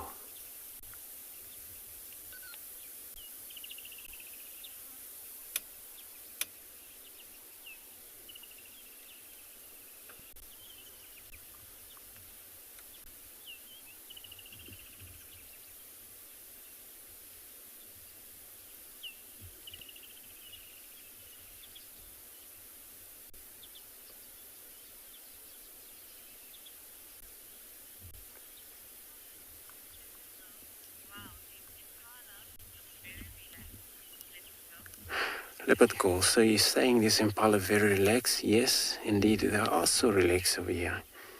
And it's just because the whole group and all of them, they all trust one another.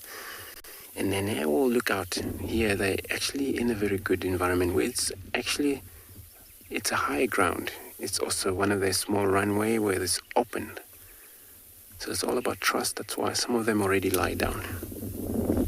There was one of these young one that just born November, December.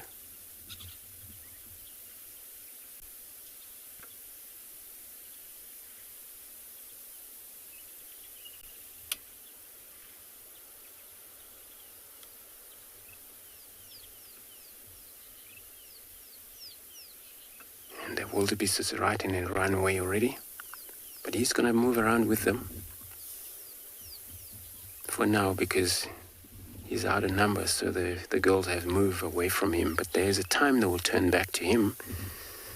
Then he will be no longer following these these impalas.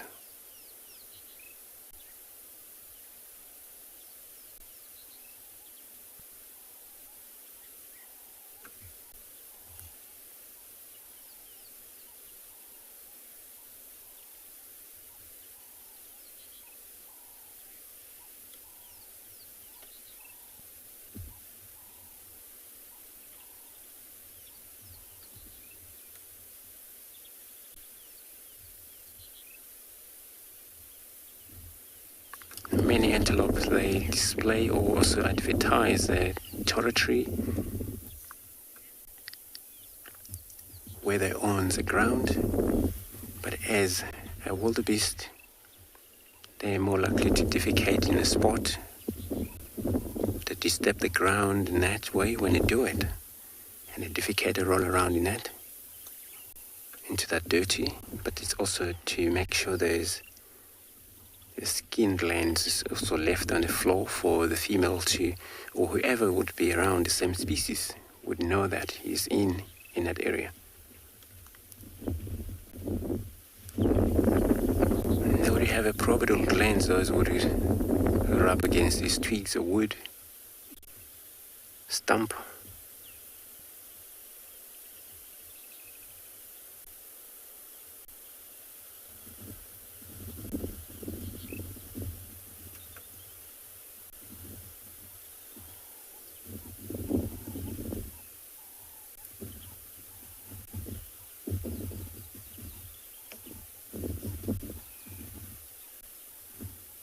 Where the impala's secretion is in their forehead.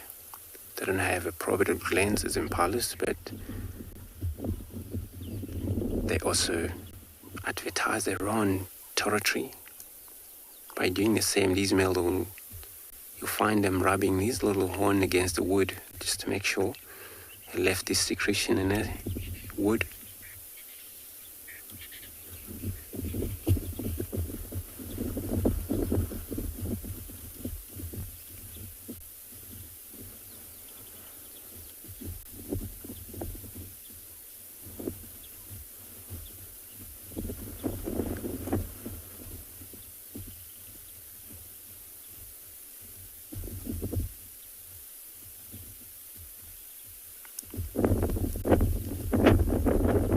So here, a good advantage of them to prefer either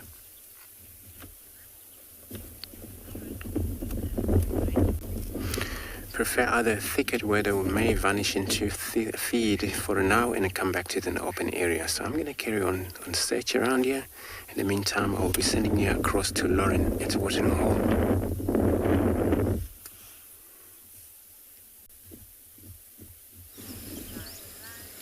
We are still here, everyone, do not worry.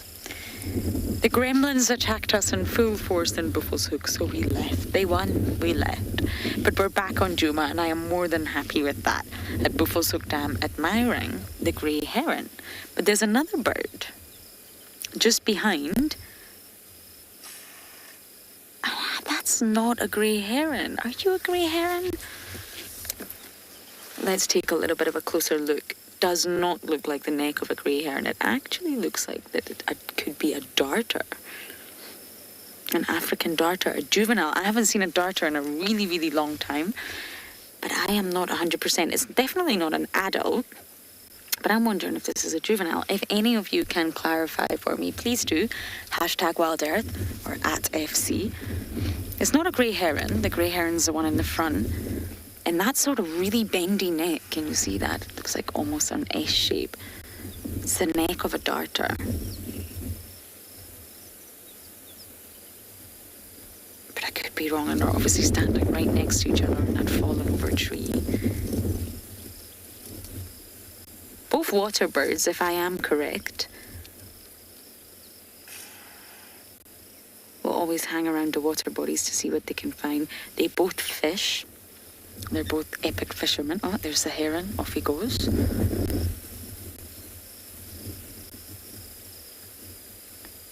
No, it's definitely not a... Oh my goodness. Apologies, that's my Game Drive video.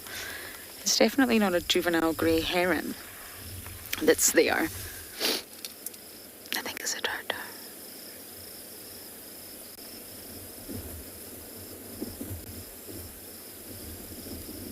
And the flexible necks of the herons, of the darter, these birds are for that reason. And the reason is to fish, to stretch out their neck and catch fish. They're able to stay remarkably still and then stretch out their neck and catch food. Mana, yes, it is a remarkable looking bird. If it is a darter, which I think, oh goodness, it's been about a year since I've seen one. But I want to wait for confirmation first. It does look like a juvenile. Normally the adults are a lot darker, almost sort of black in colour, but the juveniles are not. And they're fairly common. It's not that they're uncommon or they're rare. I just haven't seen one in a very long time. If you can actually just bear with me, I'm not able to show you my phone, but I can get my book and I'll show you what a darter looks like, including the juvenile.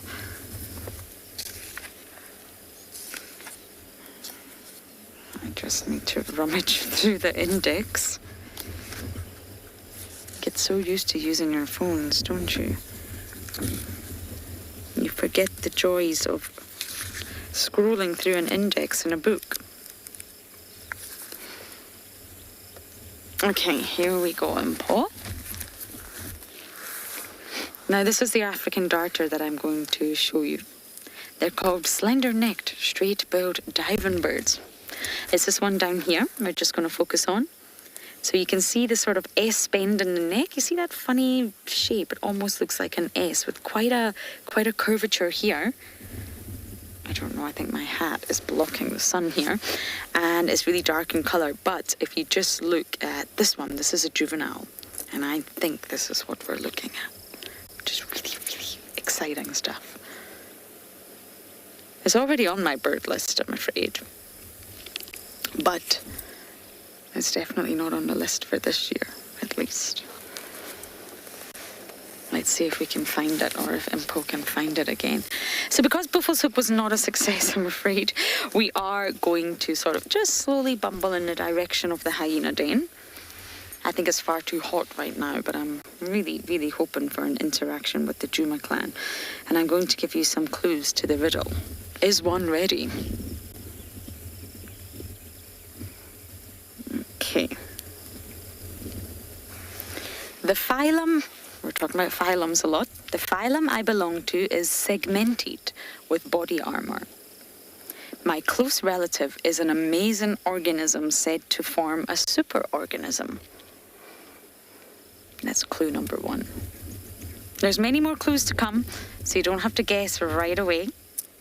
There's a few more clues to come. Lauren's riddles. The reason I'm doing this, it just makes you think about connectivity, about how all the animals and all the species and all the organisms really do fit into one another out here. I mean, let's just take the phylum Cnidaria, which has recently been found in the Kruger National Park as of 2016. Cnidaria is your jellyfish in your corals. Yes, a freshwater jellyfish was found in the Kruger National Park, can you believe it, in stagnant pools brought in by rivers. It's an amazing find, and it was never listed. The phylum Cnidaria was never ever listed for an environment like the Kruger, but it's there now and it's been found. If you think of jellyfish and you think of coral, they're both animals that look absolutely nothing alike whatsoever, but they are in fact extremely close related. So it's not really to do with appearances, it's not really to do with physicality. You've got to get a little bit deeper than that when you're looking at phylums and see how organisms are grouped together. And it starts at a cellular level. All those simple organisms where they're made up of just cells, they'll be grouped together, and then you start to move up to tissue, those organisms that are a little bit more well developed and their cells form tissues. Then again you move up a level where the tissues form organs. And that's starting to sound a little bit more like what we're familiar with. And then you have those organisms that are a lot more complex, segmented and extremely well developed. So that's my clues, the start of my clues, and next time you see me, I'll have more waiting for you.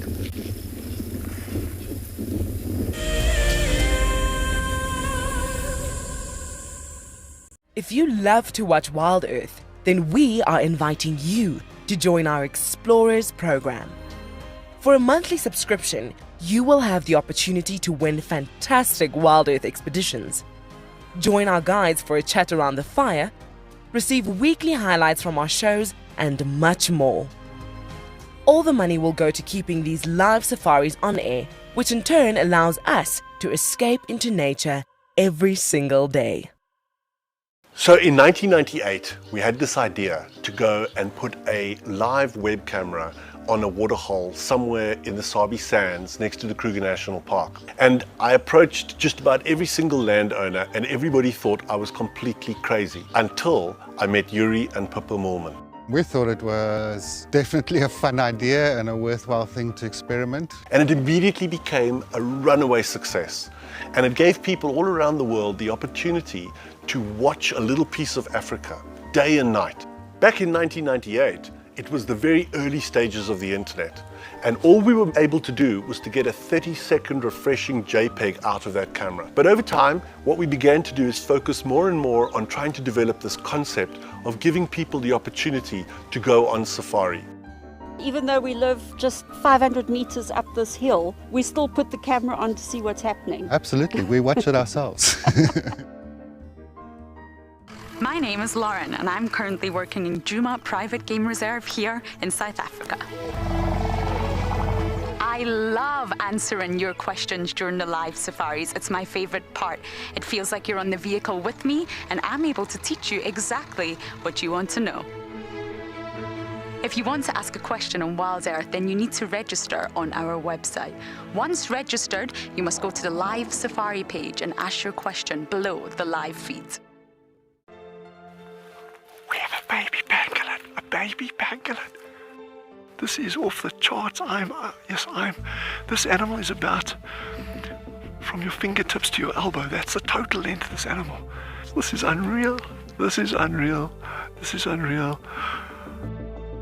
This is like now my 4th Christmas in a week. We should do this more often. Tune into Wild Earth every single day. It's in your nature.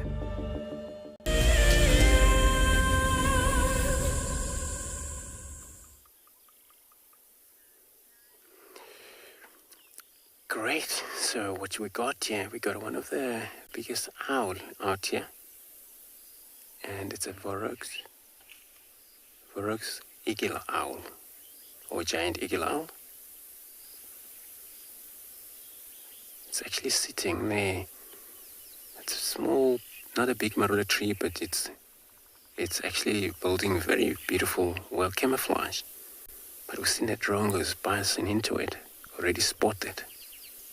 These drongos.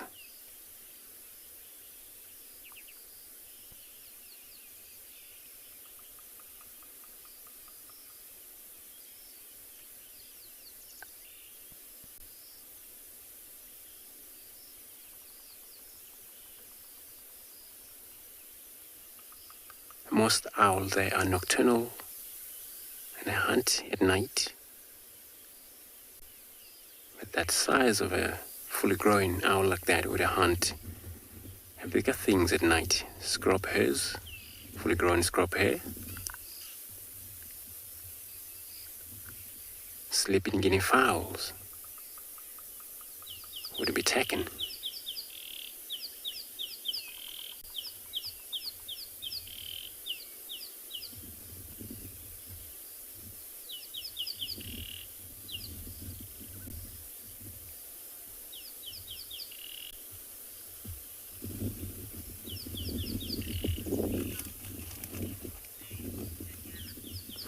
And yeah, let's see, asking if owl do really sleep all day, during the day. So, not all the time. There's a time they usually sleep unconscious, close their eyes, but they may get disturbed like what we've seen there. The drongo has already spotted that owl, so fly into the thicket trying to disturb it or get it away. Since we know many of owls are not friendly with other birds. So, but if they're not disturbed, they may take it easy, perch in the same position for the whole day. But they may take a nap also, waking up, check around, and take that nap again.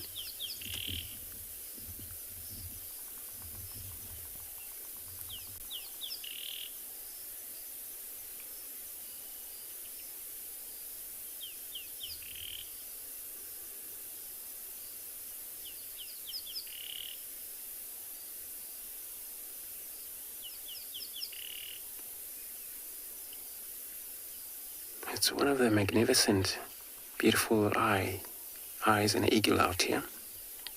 You look at the eyelash. It's a pink, dark eye.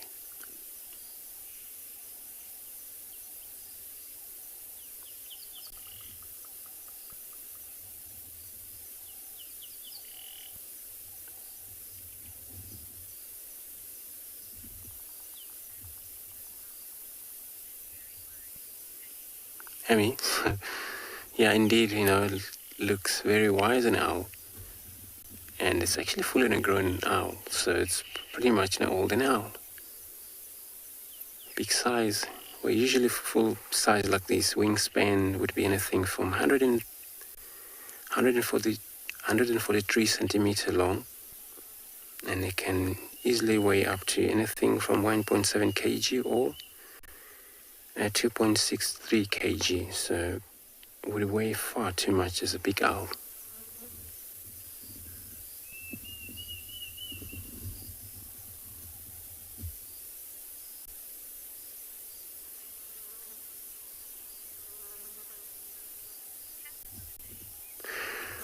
So I'm going to carry on to search around again. I'm going to be sending you across to Ross.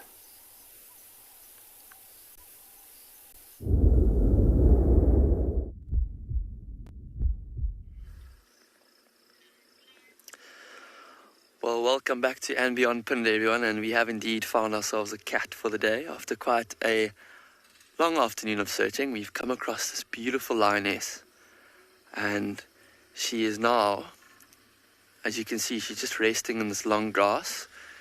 She just looked up at something that was over her left shoulder. Briefly it caught her attention, and now she's flopped her head right back down where it was before.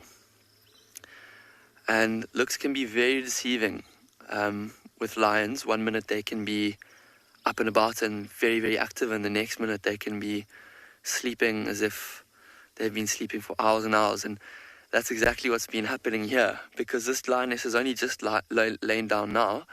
We've been following her for about 10 or 15 minutes, and she was very, very actively hunting through the bushes. And what she managed to do was flush a family of banded mongoose, or gooses. I'm not quite sure what the plural of mongoose is. But she didn't manage to catch one, but they all scurried away through the bush, making a very interesting alarm call, very squeaky alarm call. And then she just, after quite a long walk, she's just laying down here, and that's why you can see she's actually panting quite a lot. Watch how her belly rises and falls quite quickly.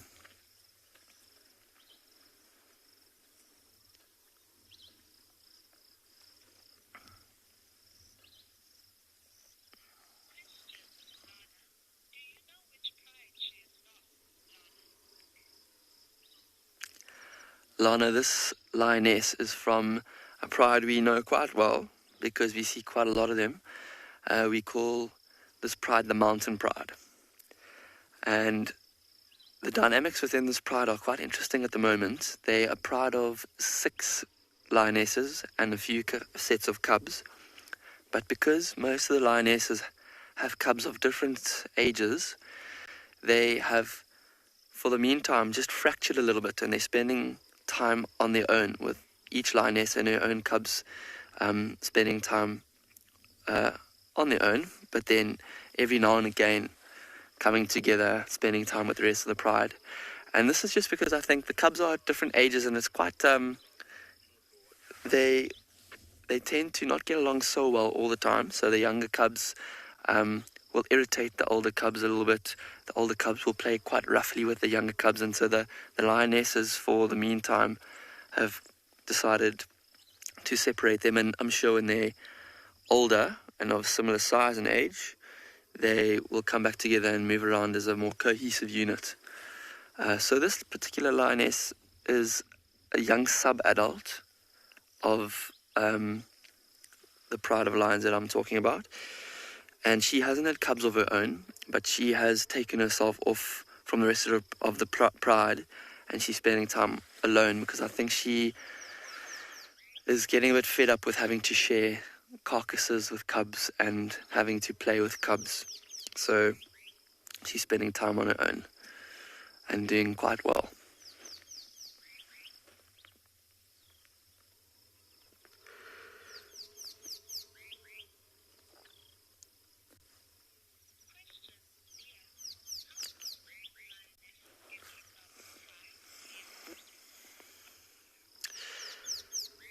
Liam, lionesses don't very often get kicked out of the pride.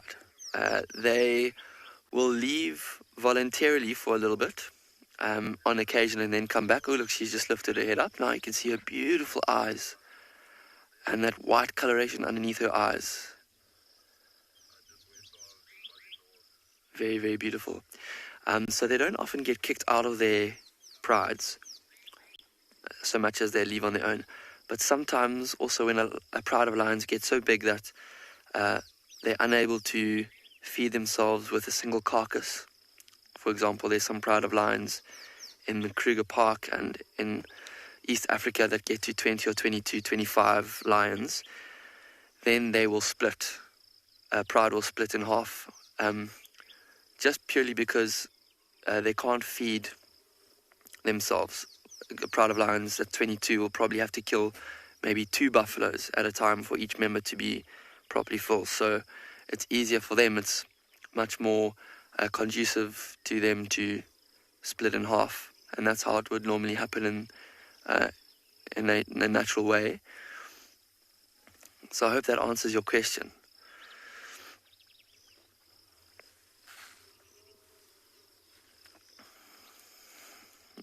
But this lioness, I don't know if you saw, she just gave a big yawn, looked up, gazed around, and now she's laying flat again. And sometimes when we are spending time with cats, especially lions and leopards and cheetah, a yawn and possibly other behavior like stretching or grooming is a pretty good sign that they might get up and get going again. But in this case, I think she was just giving us false hope.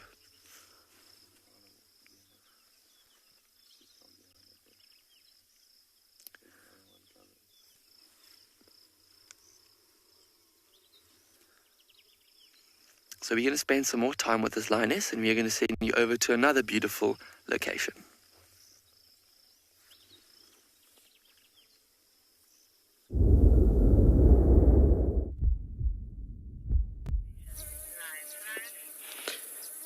And look at that, they have shifted out from that tree position that we looked at previously. And so both of our male lions were on their feet, and they were shifting completely from that position where they were first in a session where they groomed quite a bit and just cleaning themselves quite nicely there. And then it's gotten to a point where they just went out a bit further. The one male that was in the front, he just shifted a bit further out of the shade. And then the male that was in the sun just went out and caught the breeze in the open. As you can see him in the back being lit up by the sun in amongst the grasses there. But yeah, at least we've had behavior already where there's movement that's been happening. And so there's been yawning activity as well as a lot of grooming that's been happening.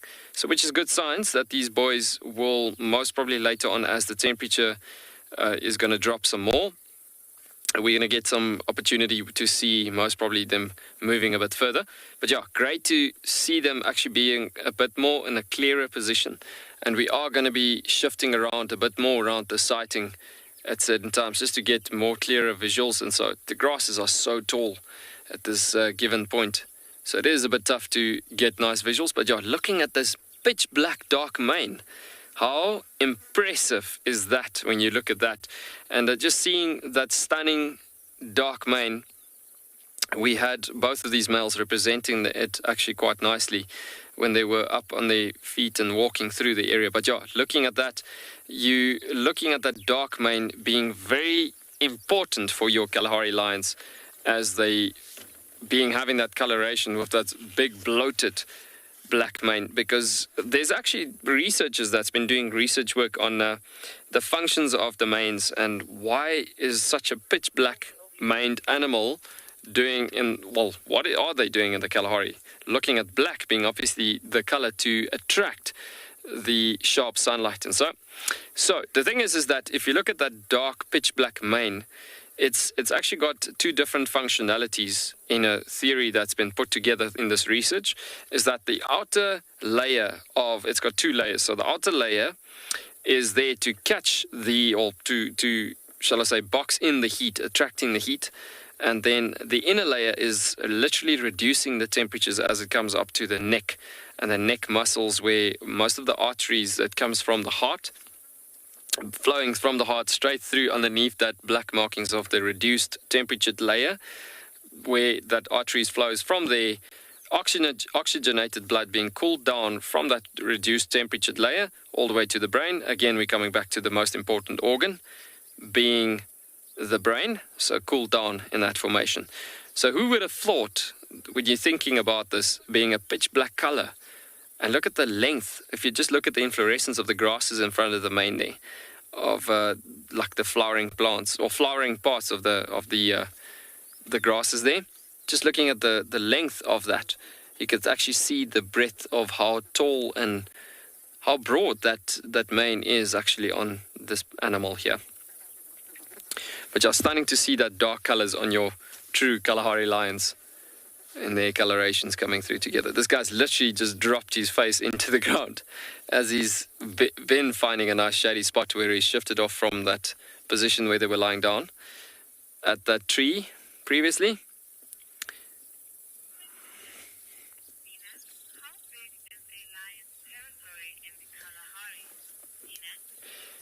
Sinek, that's a very interesting question, because Kalahari lions, you are wondering how far can Kalahari lions walk and how big are their territories in these given vast environments.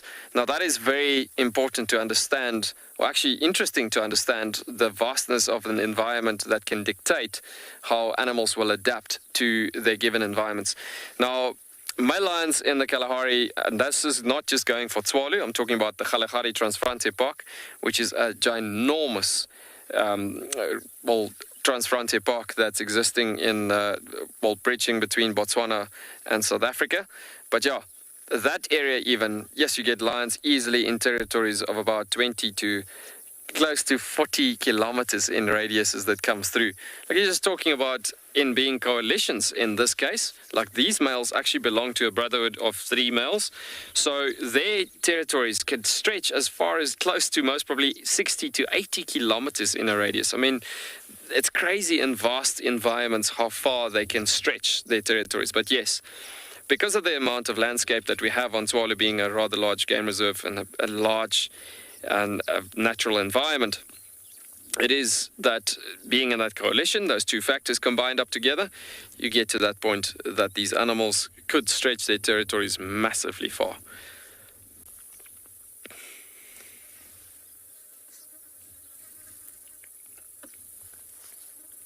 It's incredible actually understanding the bigger picture as well of these Kalahari lions and thinking about how they make their way around and having all these different adaptations, obviously, to live in this environment, and thinking about how they truly are from this area, belonging here, and that is what makes them so special.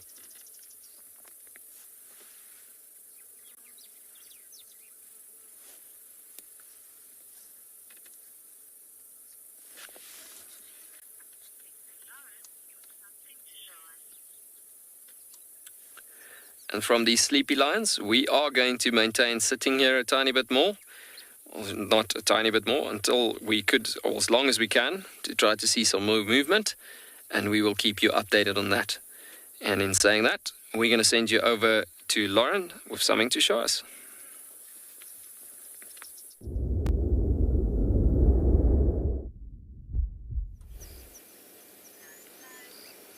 We have found a brown snake eagle. Perfectly sitting here in this light. The sun is starting to go down now, naturally. It's coming up for sunset.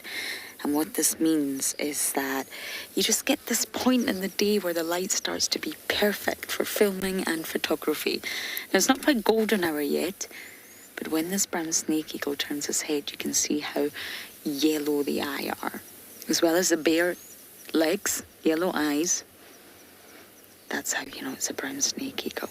remarkable birds, and I often find out of all the raptors, they don't really get enough credit. Now, while we were in Buffelshoek, which is a little bit disappointing, but blame the gremlins, we saw a martial eagle eating a chick. I don't know what chick, but a huge martial eagle it just killed some sort of tiny, newly hatched chick. It was incredible. So the marshals are incredible themselves. All the raptors are, but I often feel that the brown snake eagles don't quite get the recognition that they deserve. You see the yellow eye? They also use their eyesight. They're also highly visual. They're looking for movement down on the ground. I'm sure I don't need to tell you, but the name snake eagle does give the game away. They do enjoy snakes. Oh, off we go. Well done, Impo. Look at that.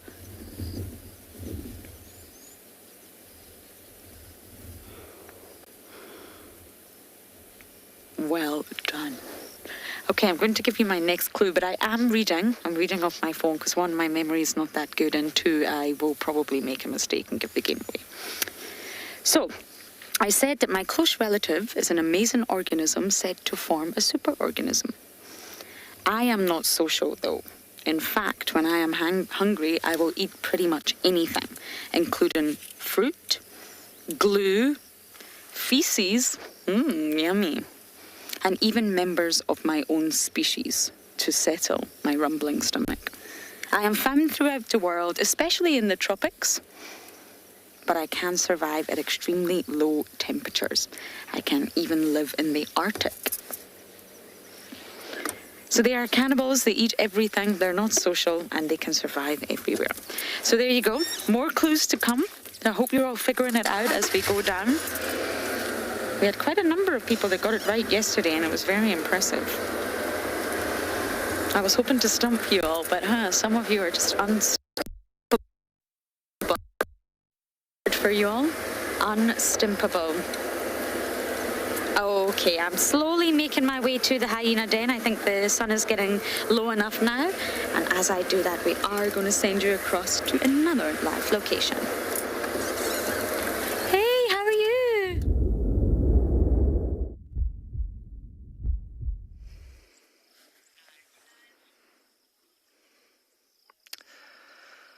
Well, welcome back, everyone. And we are still spending some quality time with this lioness just as the sun starts to get low, close to the horizon, and you can see the shadows are becoming longer, temperature's dropping a little bit, and we're just being bathed in this beautiful golden light at the moment. And it's a very peaceful scene. There's not a lot of sounds, a slight breeze.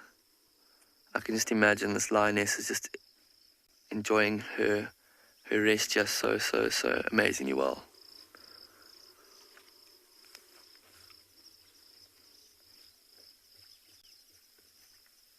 So as it starts to get closer to evening, we'll probably expect this lioness to show some signs of getting active, because lions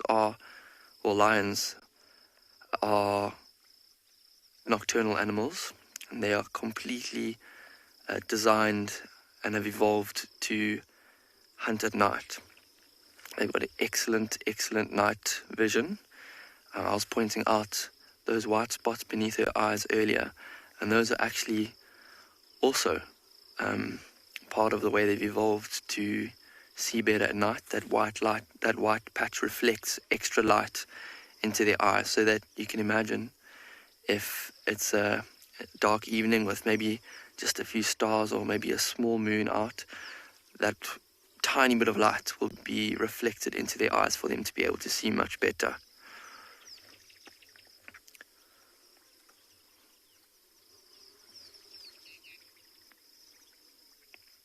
Look at her still flicking her ear even as she sleeps there. Her ear is still trying to flick flies away. And at the moment, after all the rains, there's lots of insects around at the moment. It's an amazing time for insects to spawn and lay their eggs.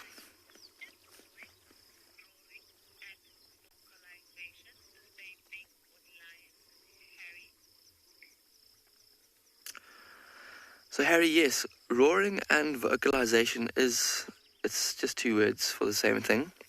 Vocalization is a word that we give to sounds that animals make to communicate, to show stress. Basically any sound that an animal makes, we call vocalization because they can't speak. Any sound that they make is a way of communicating. And one of the ways that lions vocalize is to roar. There's lots of other ways that they vocalize as well, but roaring is a specific way that they make a sound where they make this very deep sort of grunting bellow from their chest. And it's probably one of my favorite sounds to experience in the bush. And it's mainly used to communicate over long distances. So lions will roar only when they can't really find any signs of their pride in the sort of near vicinity to them. And it's sort of like a last resort for them to roar and make the biggest sound possible that they can to try and get the attention of other lions. Some other vocalizations that they can make are sort of soft grunts, which we call contact calls, which is what mother lions often make to their cubs when they are close or when they're within about 15 or 20 meters of each other. They'll just give this soft grunt to each other and they'll reunite as a result of that. They can also growl, so if lions feel threatened or if they want to show aggression, they'll growl and snarl at each other. Sometimes when they're fighting over a carcass, they'll do that. Or if other lions, strange lions, get too close to them, they'll also growl at them to basically let the other lion know, don't come any closer, I don't like you being this close to me, and that's what the growl's for.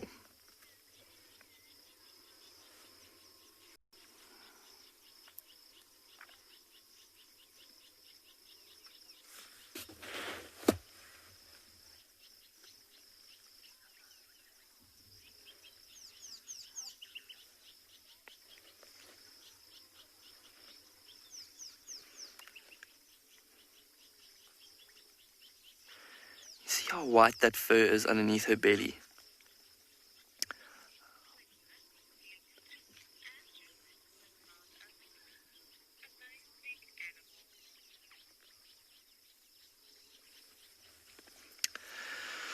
So we're going to keep spending some time with this lioness and see if she shows any sign of motion. But for now we're going to send you back over to Djuma, where Andrew has found something massive.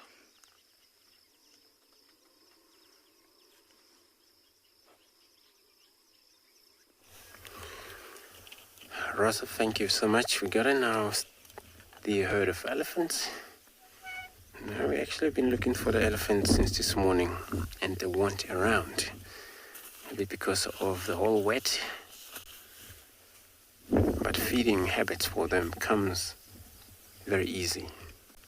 They would spend a lot of time far from us because water sources everywhere, greens available.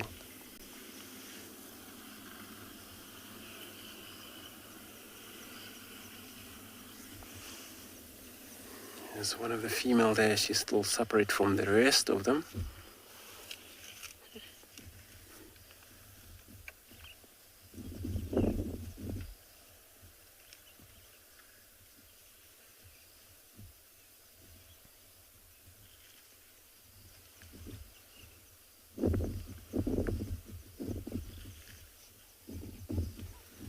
Even though they're separate, they rely on their communication. They have very good communication. We're able to find one another again, even though they're separate.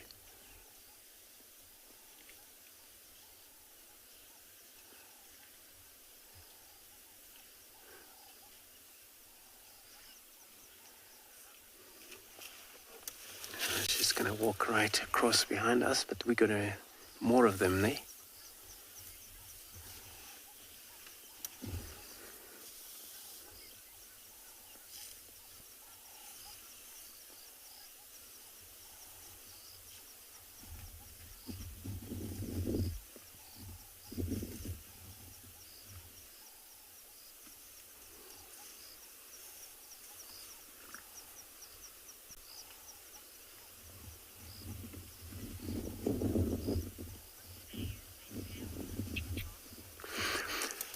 So Mark, you're asking what do they use their tail for? So most animals, they will use their tail for whipping off the flies on their backside.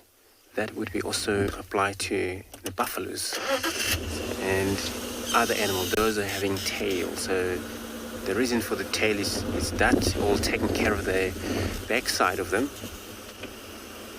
And with the elephants, the ears on front of them would all work as a also protection against all the parasites, but deal with also temperatures when they flop them, bring the temperatures in the whole body.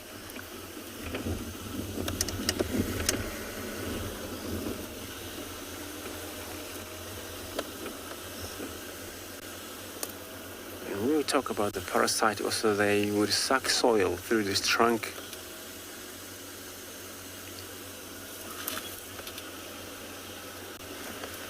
So we will try follow these animals, see how far they move with us. I'm going to be sending you across to Yuan with the lions that they're about to awake.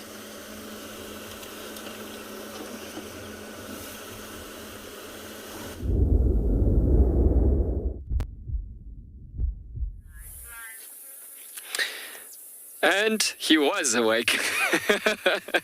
Guys, he's literally just flopped down again. He was grooming himself quite nicely at this given point and just licking himself so much. And then every time, just before you come back, they fall asleep again.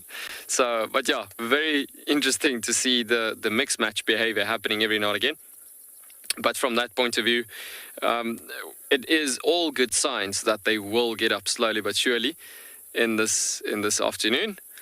They are showing a lot of behavior, like especially when they're grooming the mane, cleaning themselves, cleaning each other. There's a lot of allo grooming that happens in that particular time as well. And again, just coming back to social bonds maintaining the bond itself, comes down to that they will just groom each other, practicing allo grooming. But yeah, very, very cool seeing the bond also being quite strong on male coalitions from that point of view. But yeah, he was grooming himself, just himself for this given point. As you can see, obviously the position is now a bit different as opposed to what we've had previously. And the head is just flopped down again, just before you came back to us again. But yeah, looking at this position, Morgan, I wonder if we shouldn't maybe swap over to the other side and just see if we can get that other male's head in to another good position there. I want to try and see if we just can't get to that position there. Maybe frame up that other boy on the other side.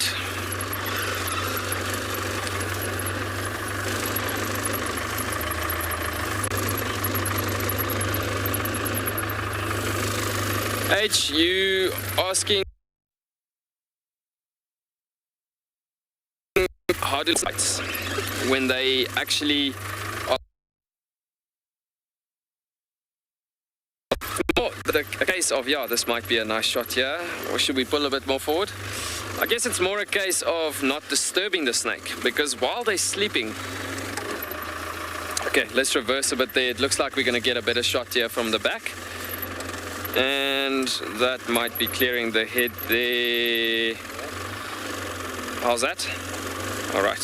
So the thing is that if they are sleeping safe and sound, being so relaxed in this condition, then it gets to that situation that the snake is not being bothered. So say, for instance, the snake comes like sailing through the area, through the grasses. It could even go right over that line or right past the line, because the thing is, the snake is not being disturbed.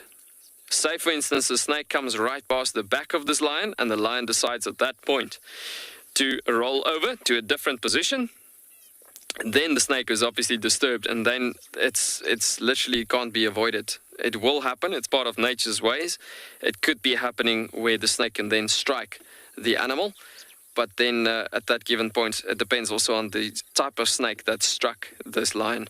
But yeah, at the end of the day, 90 to 95% of the time, they don't have to be concerned, because lions being so fast asleep and not really moving much most of the time, it gets to that situation that the snakes will never really be, or mostly not really be disturbed that much, because they can easily just make their way through happily undisturbed. And as long as they're not disturbed, it's a better condition. But yeah, we're going to be still maintaining our position and see if we can get some more action, and we will call you back the moment we get some more movement on these lines as well.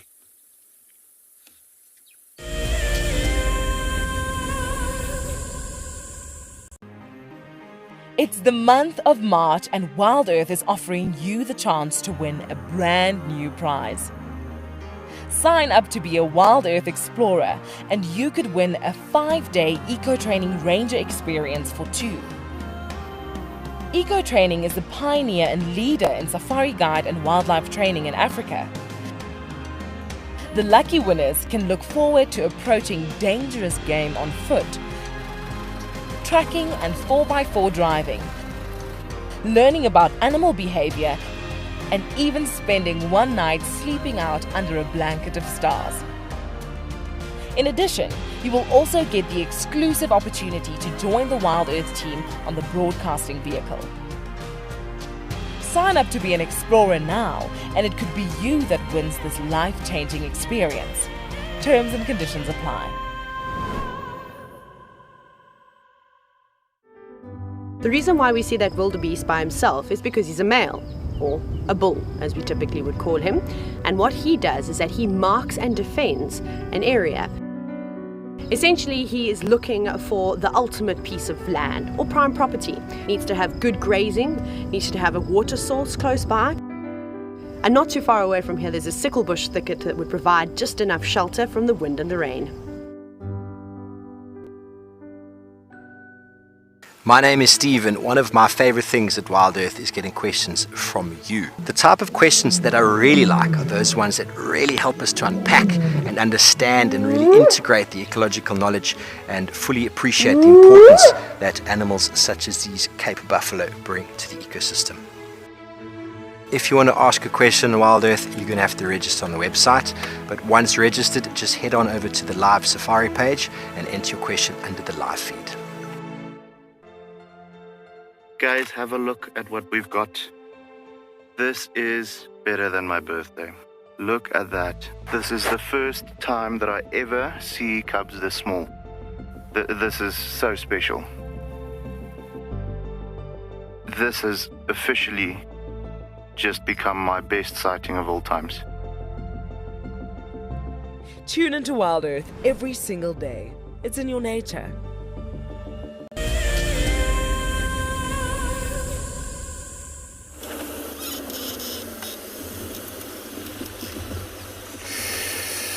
Wonderful.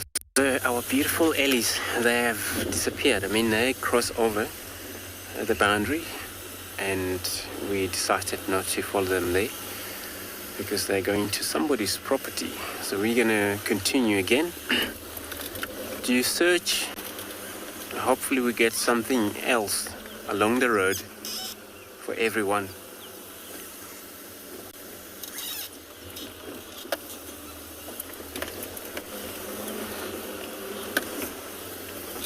Now, earlier when we talk about that, we've been looking for the elephants.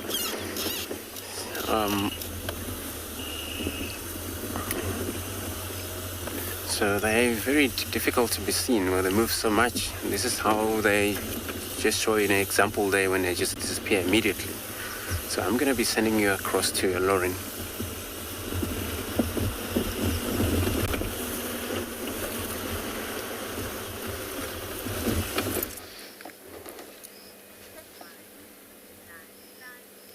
Well, finally, my goodness, the Djuma den is active. I think all the cubs are out, and we do have Miss June here. June is the adult over here in Po. It's wonderful to see you, June. You're looking fine. And of course, Novella, little Junebug, is clearly underneath. We've got Corky's daughter, Heart's pair. That's Braveheart right there. Oh, hello, everyone. You put me through my paces, didn't you? It It was not easy to find this day inactive. But although the sun is shining and it was a rather hot afternoon, I must say there's a nip in the air. That's what my mother always used to say. There's a wee nip in the air. And that is because the seasons are changing. Or the season, should I say, is changing. We're transitioning, I think. Now that we're in March, we're getting ready for winter. And for those of you that are new with us here, winter really is winter. Many of you ask, how cold does it get? I remember John Ray telling me a story where it went below 0, but that's not common. I mean, it gets very, very cold in Tswalu, but here, it's cold. It gets under 10 degrees. I mean, we go out on safari with our hats and gloves and thermals and scarves, hot water bottles, you name it. We have it on board. But it's definitely not as cold in the low veld, for example, as it will get down in Tswalu. I think I missed you a lot more than you missed me. Yes. That is definitely true. And I hope you've all got better at identifying the cubs. I posted some on Instagram. You're welcome to use them. Updated ID kits on how you can identify what cub you're looking at. But looking at Novella here, from what I can see, tucked under June's belly, the spots. Where did these spots come from? Where? Oh my goodness. Spottier than spottier. I would really love to see Intima and her little one as well.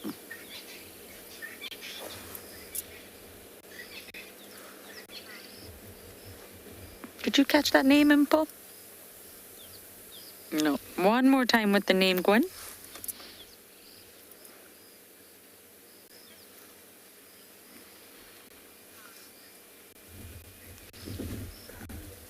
Okay.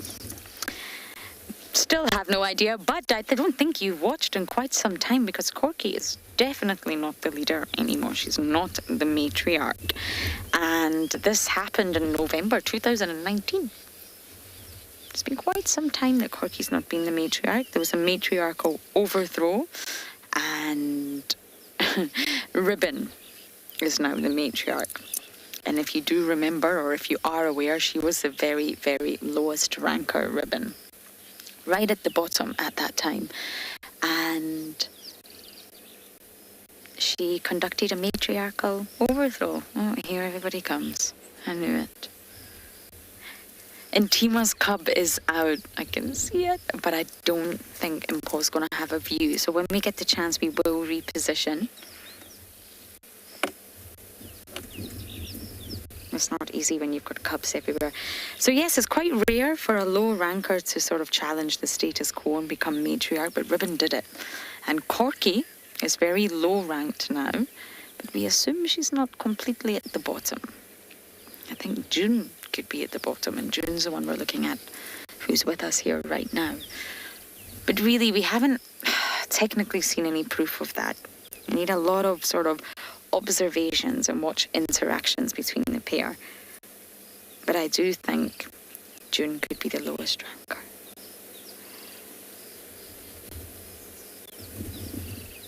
Why are you being so cute? You're being far too cute. I can't tell if this is Pumela or Kingarika. Oh. I need a good look at that right ear.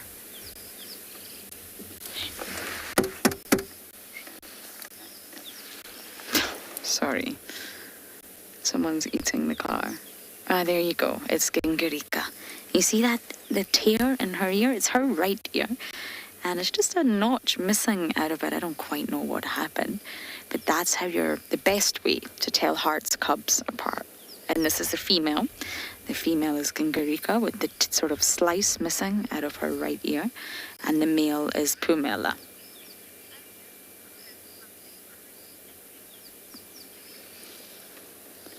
Okay, we're going to reposition a little bit to try and show you the other cubs. And as I do that, we're going to send you across to Andrew.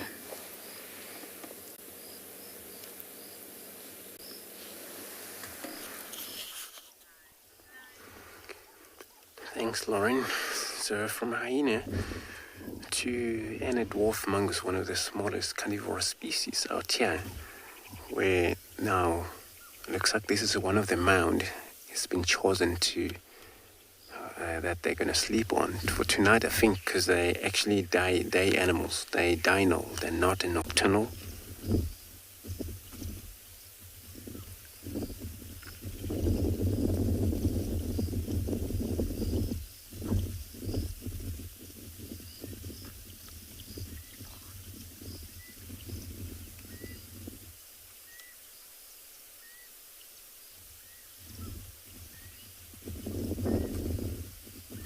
Very social animal, live in group of up to about 10, maybe 20 in size, possibly 30.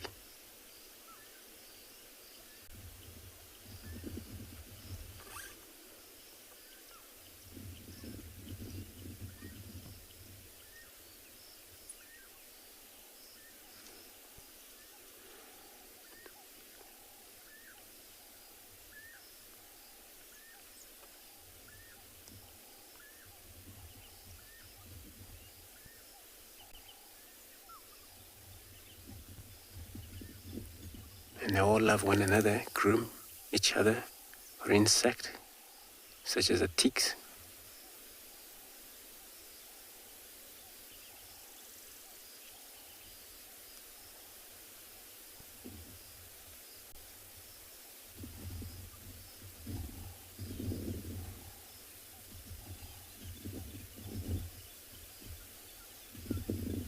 But there also is a system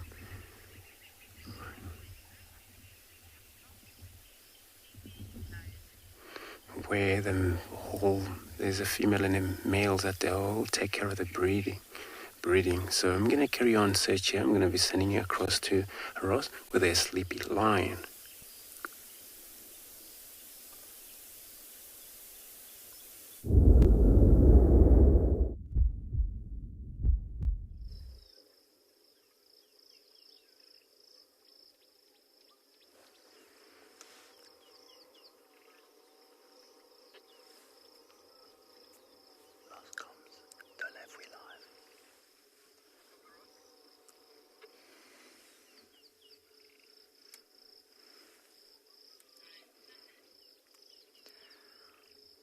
We are still spending the afternoon watching this lioness and hoping that she gets up and starts showing some signs of life here at Ambion Pinda.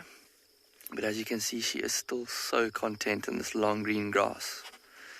There was actually some nyala that walked so close to sort of the back of her and across just behind the grass, and they were about 20 meters away, and she did not even move a muscle. She must have definitely heard them, because she's got excellent senses of hearing, and could have even smelt her as well, but they didn't see or sense her, otherwise they would have definitely run away. But I think even that opportunity she was not even interested in. She was just happy to rest until maybe the sun goes down a bit. And there were reports of a second lioness in this area earlier this morning. It could have been another member of the same pride that she is. So I wonder if maybe tonight she will reunite with that other lioness. Maybe they'll think about hunting, finding some food later on as it gets a little bit darker.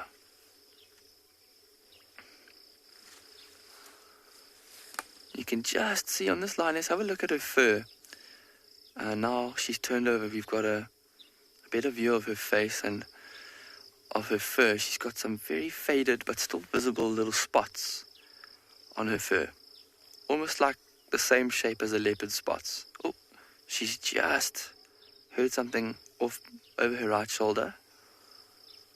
It gave her cause to put up her head, but she quickly put it down again. But do you see her ear, how it's pointed? Still in that direction, so she's, even though she looks like she's sleeping, She's still listening to what's going on around her. Always alert to any opportunity. But those spots on this lioness indicate that she is still quite young. Lions are born with very dark spots on them, and then as they get older, these spots fade and fade and fade until eventually they're invisible. But this lioness has still got remnants, so it shows us that she's still young. And what these spots are for are to conceal young lion cubs when their mother leaves them to go off and hunt. Now you can see her head up now. Again, maybe it's the same noise that she heard earlier. And now both of her ears are pricked.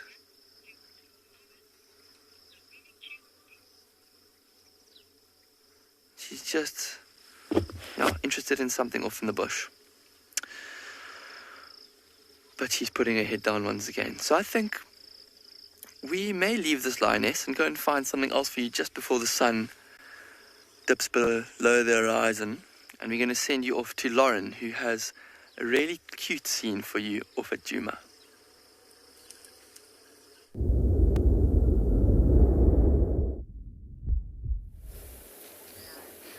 No, we missed it. And Tima's little one and Shimbulu have been cuddling and kissing and cuddling and kissing. Oh, and now he's got up and left. And it looks like we're still a little bit too scared to leave the comfort of the den. And I don't believe this little one has been sexed yet. Still very young, but any genital shots that we can get import, we'll try. We'll zoom right in and just try to gauge a possibility, shall we say. And what's so lovely is that Shimbulu and Ngwazi were so tender with Braveheart. Really, they sort of took her under their wings, which they clearly don't have. Oh. We're getting brave.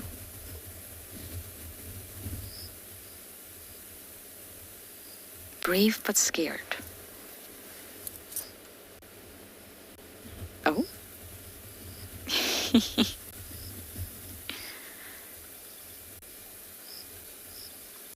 I don't want to miss out on all the fun. That's what's going through this one's head.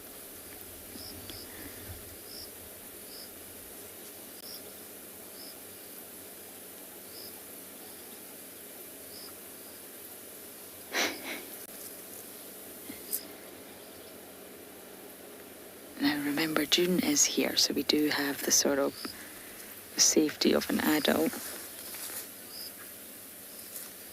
Linda, I know, just too precious. Far too precious. Hyena cubs, oh, they just have a way of melting your heart, don't they? Especially when they look like this.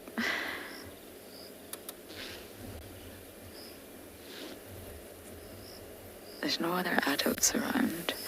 I hope more appear, though. I would love to catch up with the adults, too.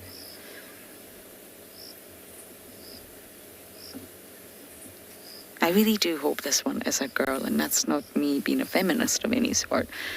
It's just the clan could do with more females. They've got a few, but really it's a very, very small clan in terms of females. And, I mean,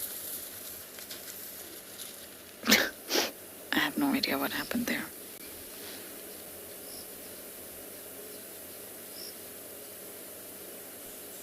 They get very easily spooked. And once one runs towards the den, they all do. What happened, June? June, don't you even think about leaving. Look at them all coming out one by one.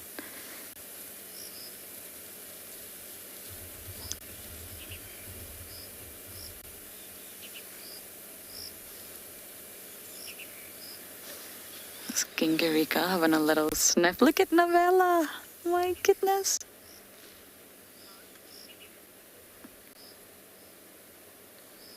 That's very sweet. Sorry, Gwen, one more time.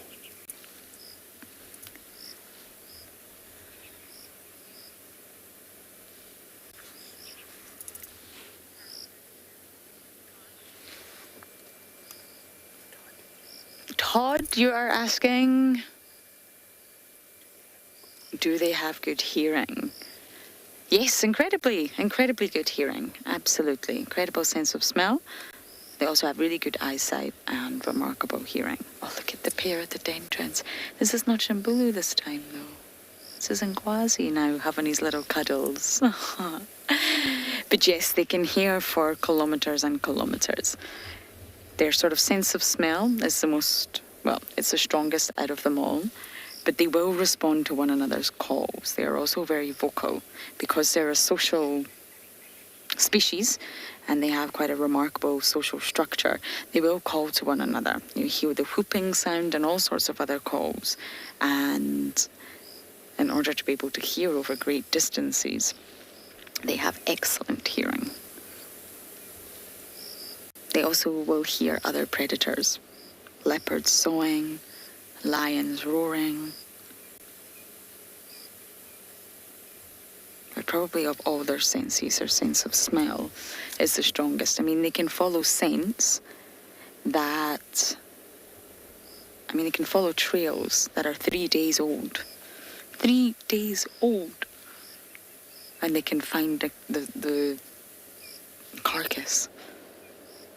And that's why they travel, so they walk so much at night. So they look rather lazy during the day, to be perfectly honest with you, because they're not doing much really, but they walk all night. They're primarily nocturnal and they're just following their nose.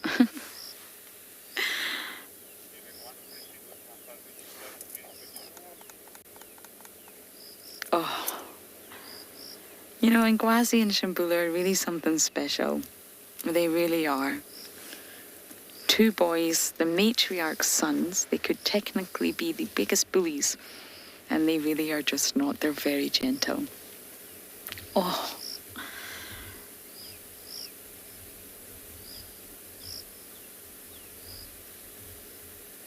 And they really don't have to be. Cubs have also got to strive for dominance. They've also got to sort of leave their mark, show one another who sits where, who's above who in this ladder. It's not just the adults. Oh, here it comes.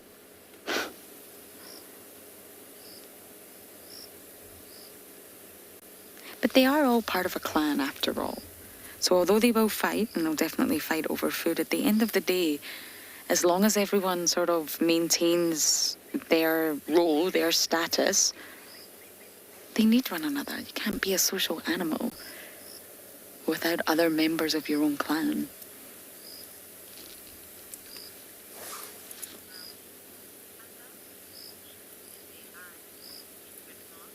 Secret mass, you're saying you love their emotions and their eyes.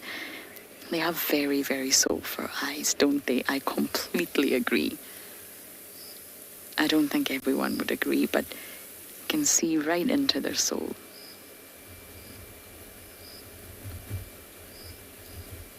And it's been such a joy this year, really, from the 27th of March last year. It's almost been a year. Happy birthday, Ngwazi and Shambulu. This is your birthday month. It's almost been a year of absolute joy with the Djuma clan, really. From finding Ribbon, knowing she was pregnant, following her, spending hours upon hours dragging Davi out here to just sit and watch and wait. And then we found 2 little bundles of joy. And then from then on, it's just been female after female having cubs. And now every single adult female, Ribbon and Tima, Hart, Corky and June all have cubs. Every single one of them.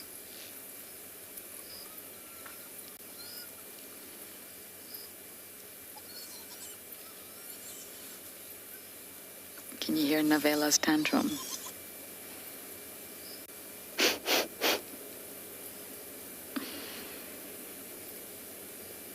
Navella, you're too spotty.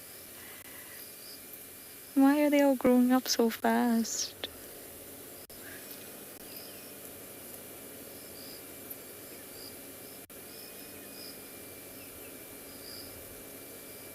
And things will start to change this year. Ngwazi and Shambulu will sort of spend more time away with Mom, with Ribbon.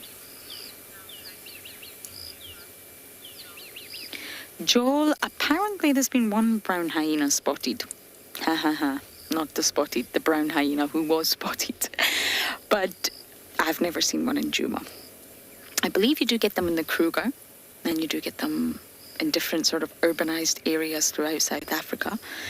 And on my next leave, Davy and I are actually taking an adventure, now that I've got all of my wisdom teeth removed, to go and see the brown hyenas. It's on my bucket list, my absolute bucket list. So we're going to go somewhere special to find them.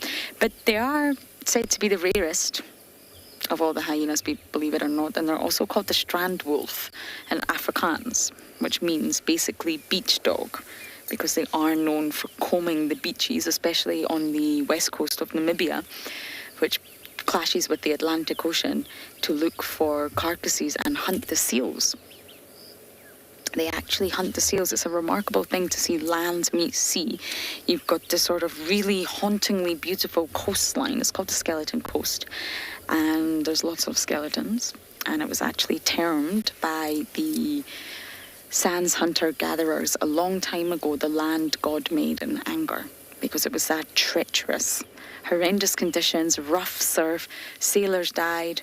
Once they made it, they could never leave again because they couldn't get out through the surf. Really tough Atlantic Ocean conditions. And these hyenas have arrived and sort of adapted to these conditions. And they feed on the seals, especially the pups. So when all the seals come onto land, they know that this is the perfect food for them, full of nutrition. And it's remarkable to see it. But yes, here in Djuma, not so much. You really only see the spotties.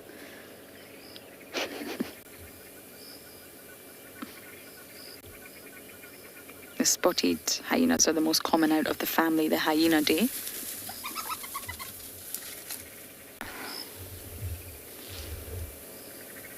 I think that was a bit dramatic, everybody.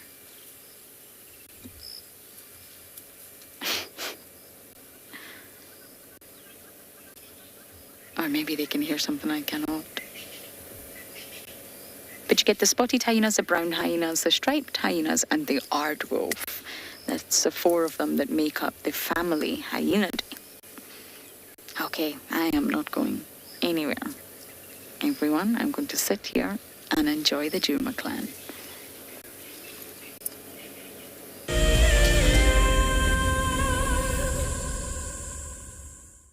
On a bushwalk, we become part of the natural landscape. Walking enables access to the smaller parts of nature, such as bugs, spiders, and flowers in much greater detail. These are the wing buds right here. Isn't it just amazing? I've never seen anything like this before. It is so beautiful. Look at those little legs. Now, it's your turn to go on a bushwalk. Join us from Pride Lands as we reconnect to the place that first taught us how to be human. Our bodies are made up of about 60% water, which means that in a very short space of time, you can dehydrate completely. A relatively efficient way of collecting water early in the morning is to take an absorbent material like a sock and to walk through the grass, absorbing the condensed dewdrops on the grass. Once the material is saturated, you can then squeeze it out into a container, or you can suck it out directly into your mouth. Hi everyone, my name's Daniel Fisher and I'm going to be your guide this afternoon. I'm looking really forward to taking you through and showing you all the beautiful places here at and beyond Ngala. If you have any questions, please register on our website. Once registered, go to the live page feed and post your questions underneath the live feed. Join me on my next safari through and beyond Ngala on Wild Earth. Send me live questions through the Wild Earth website and I'll answer them live from the African bush. Look at this, the little one is up and about. Certainly hasn't had enough milk at this age. No amount of milk is enough. Oh, Corky.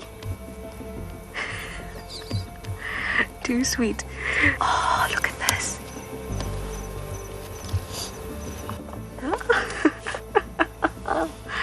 That is stunning.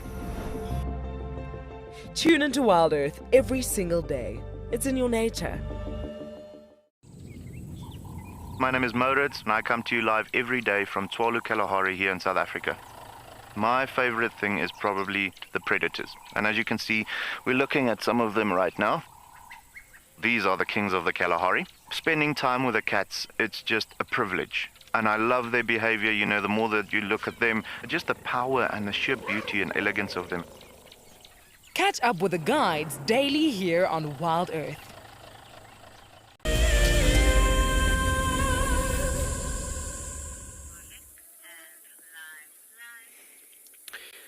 And turned into a very different position again, now touching each other.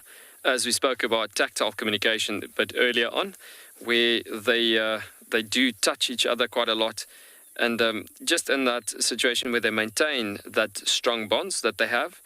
But yeah, we've had a few moments and seconds where they have had lifted up their heads again. But we've also had the temperature dropping quite a lot now. So yes, there is quite a lot of movement, a lot of behavioral changes where there's shifting between different positions and so. But yeah, we're going to maintain this position, like I said earlier at times. And yeah, we're going to just wait for these guys to lift up their heads more. Wouldn't it be just amazing while we are live, just to get these animals up and going, just to see their heads coming up. But yeah, they are still waiting. You see, the other thing is the moon is still fairly bright. And being a nocturnal animal in general behaviors, you still get the Kalahari lions being much more active at night. But being male lions and being territorial male lions in the Kalahari, they would get active towards sunset. Most of the time, start contact calling, announcing their territory, just because they are not with a pride at the moment. They're in between the two prides. Well, the area where they're at now is literally sort of like close to the boundary of between North and South Pride. And yeah, so they could be contact calling just in a bit of a roar as they could go to announcing their territories a bit. Well, their particular territory. So the thing is that they run the entire areas that they roam around in to run that entire area as their territory. So the thing is, on Tswalu being a rather large size that they are ruling and regulating. If you start talking about other predators' presence and things around in the area, they obviously their territories are more just related to lions, obviously. But when you look at other species, obviously they do clash and come across other species of predators like hyenas and leopards and so forth in these areas. But yeah, I mean, most of those other species try to make their way out of the way of Kalahari lions, just because it's 3 males generally in a coalition that would run it out and about in this area together, as what the current conditions are, what we're sitting with.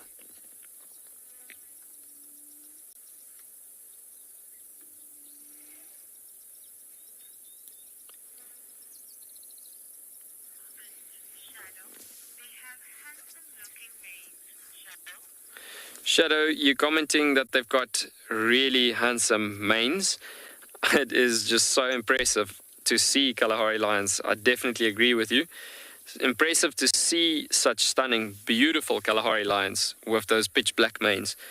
It is really impressive. But I mean, talking about those beautiful black manes, as we spoke about it earlier on, with the functionalities of these manes, it's also quite interesting that when male lions are fast asleep, being most of the time relaxed when they're fast asleep, they could easily get challengers coming in, like challengers, if I can put it that way.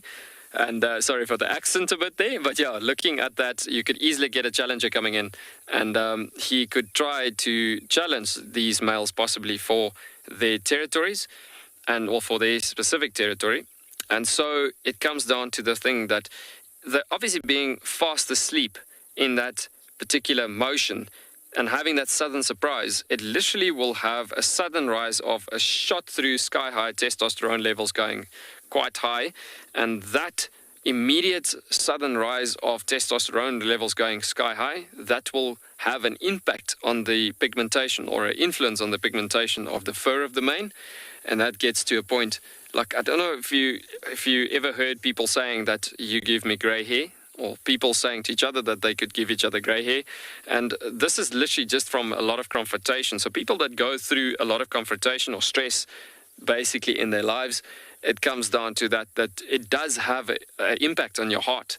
And it comes down to the fact, furthermore, that it does have an impact on the pigmentation of your hair. And the doctors that's listening right now could actually just helped me with that as well, thinking about the processes of how the impact of stress could impact the heart so much. But why I'm dragging it to humans is to giving you a bit of the understanding of why the manes also become so dark. And so it gets then to a point that if male lions generally gets into that stressful factors, then you do get that sudden rise of testosterone that colors the manes very dark in color, but not nearby as dark as the Kalahari lions, for instance, that will have that two-way coloration from the bloodlines that colors the mane dark, and then obviously on top of that, the testosterone coloration from the stress factors. But yeah, very gorgeous looking at those manes, for sure. We're going to send you back over to Lauren with a very active hyena den.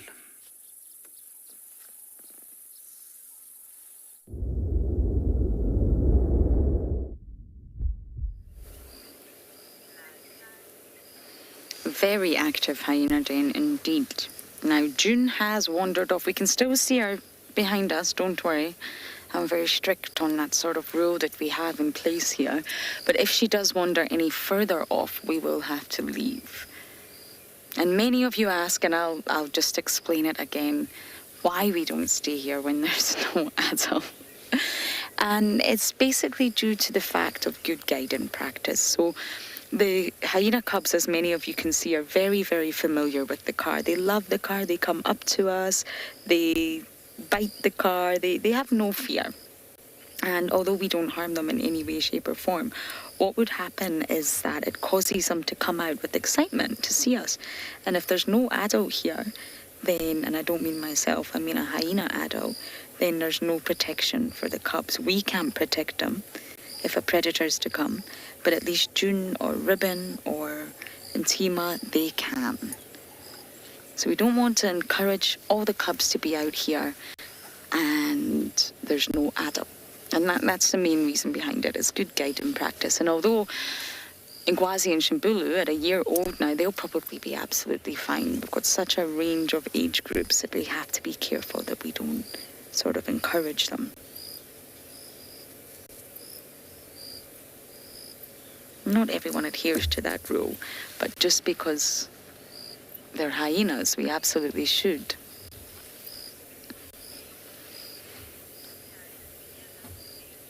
Daniela, you're 7 years old, and a group of hyenas is called a clan. Just like me, I'm from Scotland. We come from clans. I guess I'm from the MacArthur clan, somewhere along the line. But anyway, back to the point, it's called a clan. And it's very structured. It's led by the matriarch. It's female-dominated.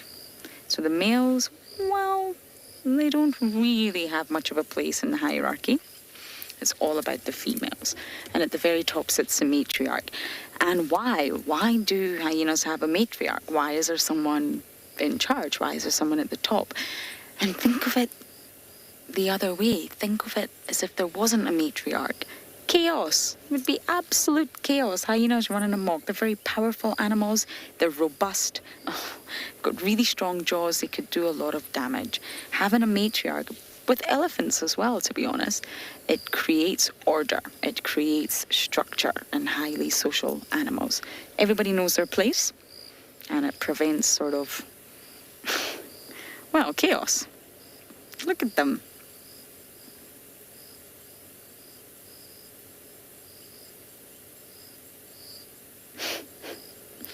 I'm convinced hyenas come out of the birthing canal playing with one another like this.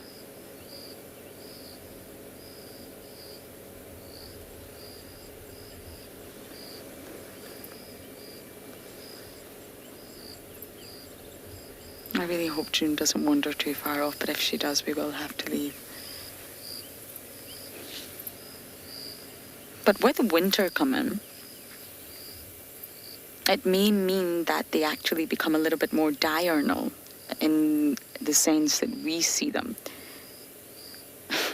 Because they will come out to get some sun. Most organisms do get a little bit of vitamin D, and they will obviously come out to warm up in the sun. It will be cold. So from summer into winter, there will be daily patterns that shift. They will change slightly.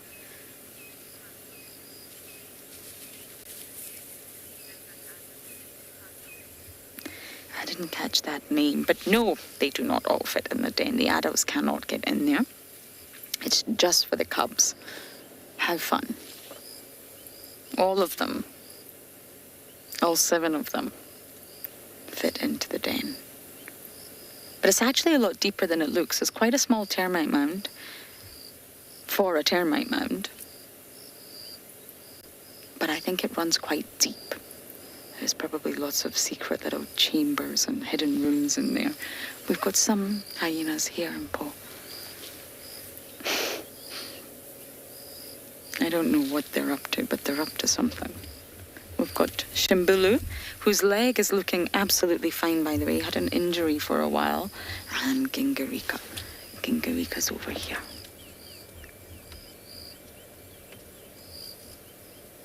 Isn't that such a lovely name?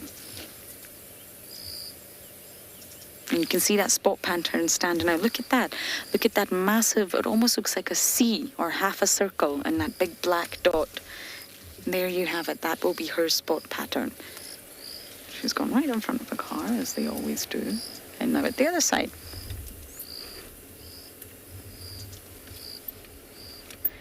Okay, everyone, I don't see June anymore, I'm afraid, which can only mean one thing. With a heavy heart, I will have to turn on the engine and depart. My goodness, they're all full of beans this morning. So I don't think I've got any hyenas around my car, so we must bumble and pull. We may just stay local and come back and check again. As long as there's an adult here, we are fine to be here. The car itself doesn't do any damage. You just don't want your presence to allow them to be so comfortable. They're comfortable with us. They're very habituated. Most of them have seen us from day one. Well, maybe not day one, but in the very, very early days of their life, they have seen the car. And they're not scared in any way, shape, or form. Okay, I just want to be careful that there's no other cubs just hiding behind here. Bye, guys.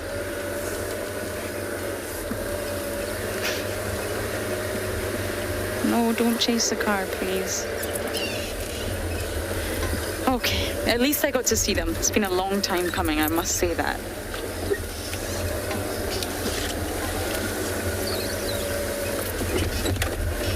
And they're still using den number 3, which I actually find quite astounding, really. I really honestly thought they would have been moved. They would have moved by now. Must be rather smelly down there. Anyway, as I bumble off into the sunset, we are going to send you across to some lives.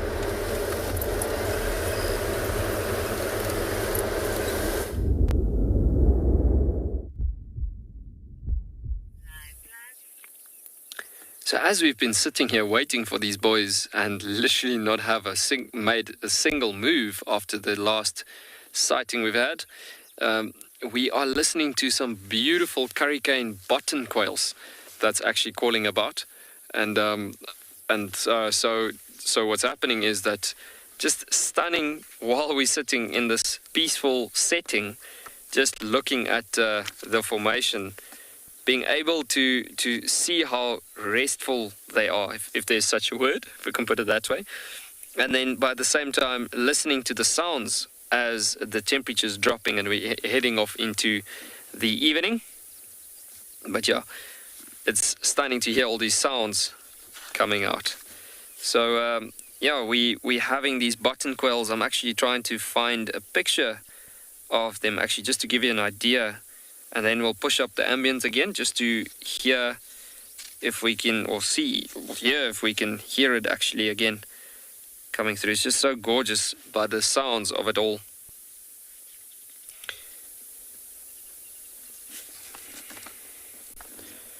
And just easing off into nighttime. I mean, it's just so gorgeous. Sitting in the Kalahari is just such a beautiful place where you just can't get enough of the scenery and sounds as it comes through in the evening.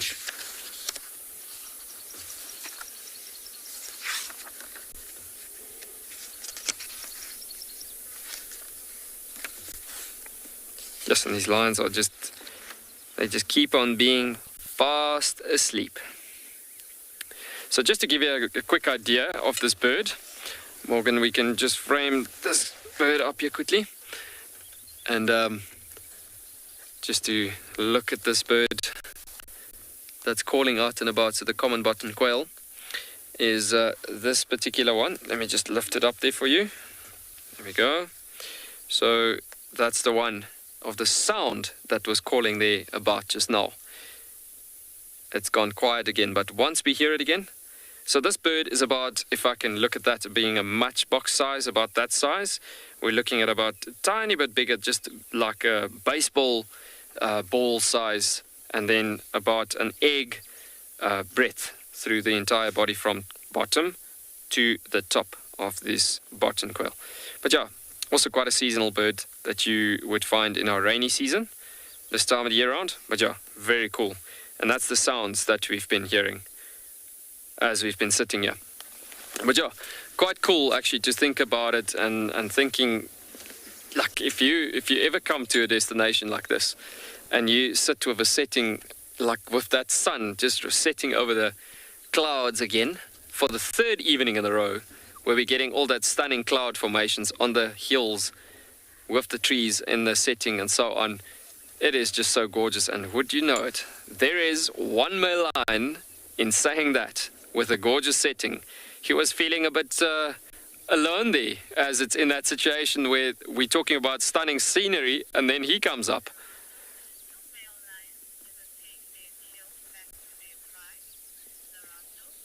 Leratu, you asking, could male lions ever take their kill back to the pride? You know what, lions are not really known, especially the desert lions, are not really known for carrying kills around into other destinations, especially a male lion. If he found out about a specific kill in an area where a pride has made a kill, he most of the time chases them off the kill, actually, quite dramatically in that formation, and then from that it will get to a further point where you will find that eventually he will allow the pride that made the kill to be coming back into the kill site. But I have seen Kalahari male lions hunting completely on their own, doing their own thing as well. That story where lions, the males are generally the lazy ones. Yes, it sometimes appears like that, but I've seen it where male lions joins in on female hunts as well. So they really do pretty well. I don't know if you heard that beautiful chunky mane just been shook about as he just shook his mane there. That is so cool, hearing that sounds again as he's slowly waking up, hearing the sounds of the button quails in the background now again. So I'm gonna just let us ease off into the setting a bit. We're gonna let us ease off into the setting a bit. Try to listen out for as much sound as possible while we're looking at this male lion with this gorgeous black mane.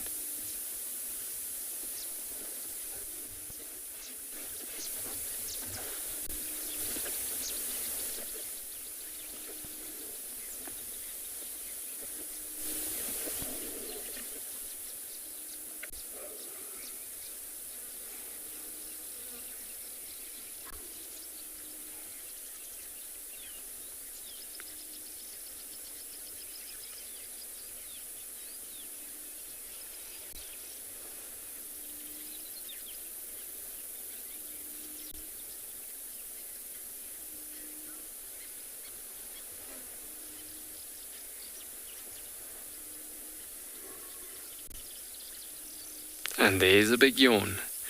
So I don't know what you guys are hearing at the moment, and just easing off into all of these sounds and everything, but just still so special to be sitting in this peaceful scenery with these stunning two male lions and slowly but surely waking up alongside of all of that sounds.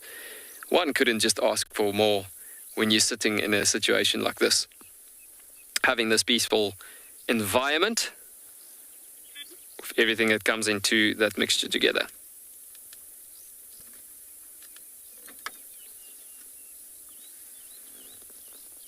Stunning to see that colors coming out on that mane now, that pitch black colors. Very beautiful. I think this boy is slowly but surely starting to wake up. It looks like he's actually seen something down in the grasses. I wonder if it's not a brown hyena. This area that we are sitting in is a fantastic location for some brown hyena to come through this particular area. There's a waterhole not too far around the corner of the mountain here, and it's possible that there could be some of the brown hyenas as we're getting to that time of the day where they come down the mountains to have a drink at the waterhole to get going for the night's event. And so it comes down to that it's the right time of the day for those guys to get going and moving as they try to stay out of these lions' ways most of the time.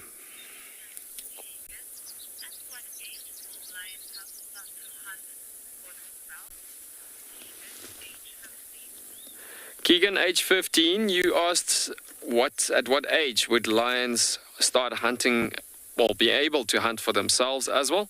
You see, most of the time, lions will always hunt in the pride. Whether the males are on their own or the males are with the pride, most of the time they hunt in that teamwork formality together.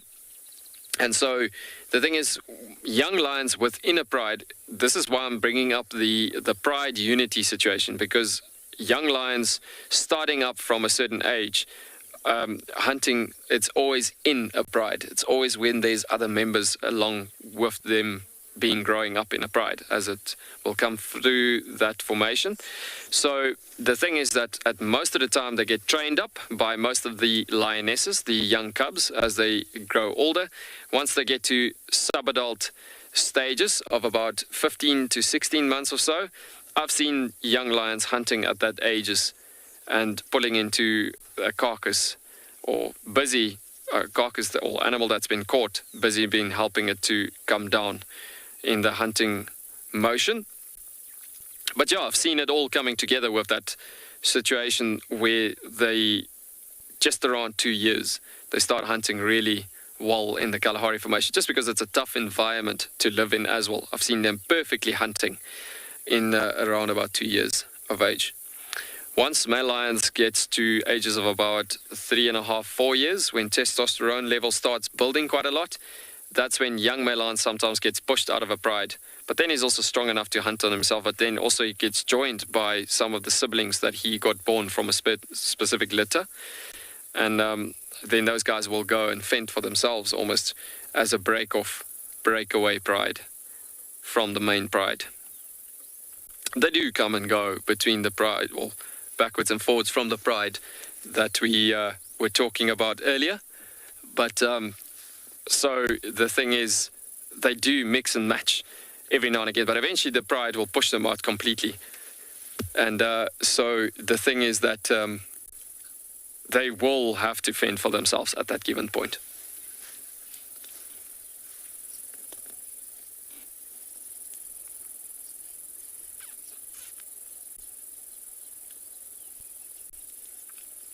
But it's amazing just to once again listen to these sounds and just thinking about how what these animals need to go through from such a peaceful, safe in mind situation to something where they need to think so hard in what they do, because it could be such a tough life in that conditions that could change from calm behaviors to something completely different in a tough wilderness environment like this.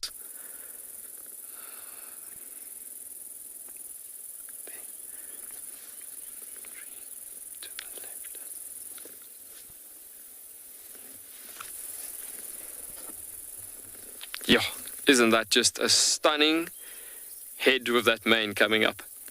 And what would be obviously the next best thing is for us to see that beautiful black mane coming arise in the last bit of break of light that we're getting here.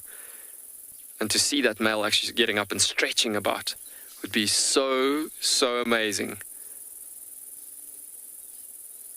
Especially to see this height on these male lions, as we spoke about it earlier. I mean, it's incredible thinking about how tall these animals become in the Kalahari with those big paws and the tall legs, creating those tall bodies, completely designed to have a lot of stamina and endurance levels in those conditions. And as I'm talking about, hey, it's time to get going, he drops his head once again and says to me, I'll show you that I'll rest a bit longer. So, guys, we just want to quickly take you back over to the stunning sunset formation that we have on the right-hand side. It's just so beautiful looking at that, what we're having there. I'm just going to dip below that. And once again, I just want to push up that ambience. And, yeah, just listening to all the sounds, looking at that gorgeous sunset.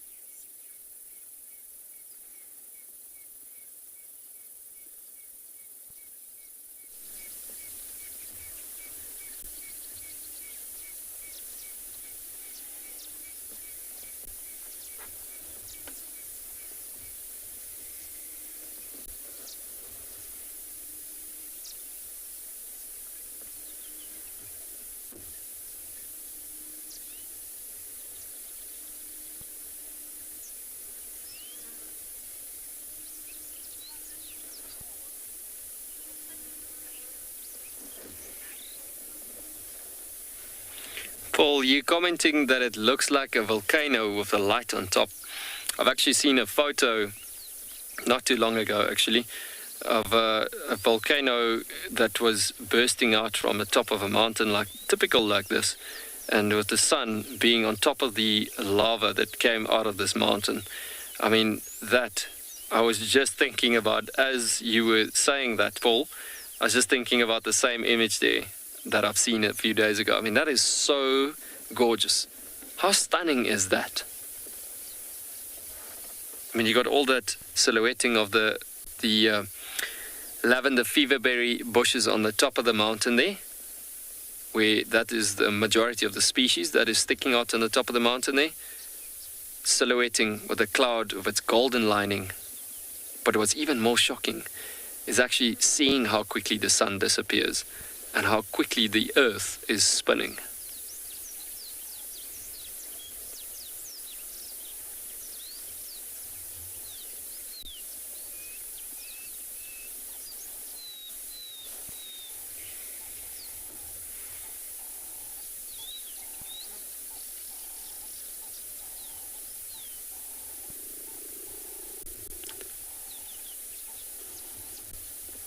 And there goes our curricane button quail, the common button quail. I don't know if you heard that one again.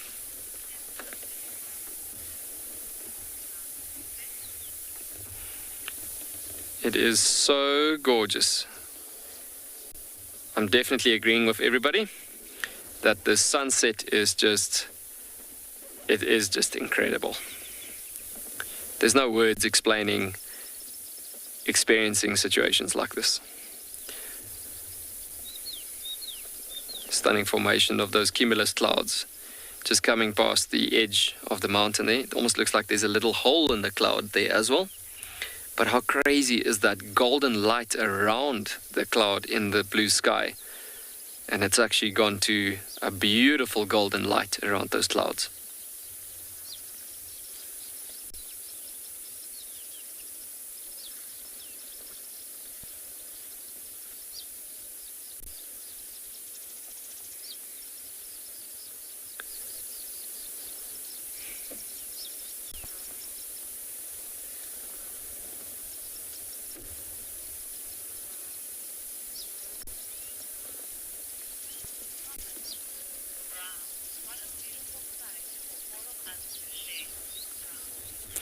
Brown, you commenting that what a beautiful sight for all of us to share at this given point.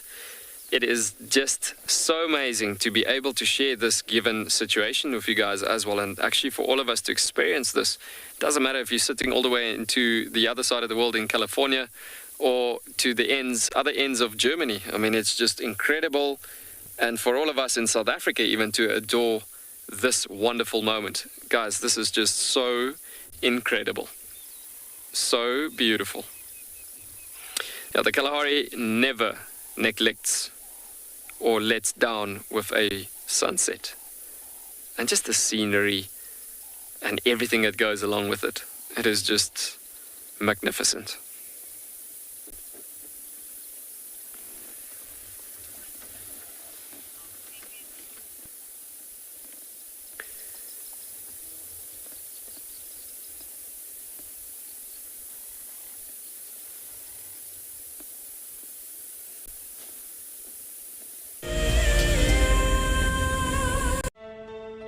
Just look at that. It is absolutely incredible.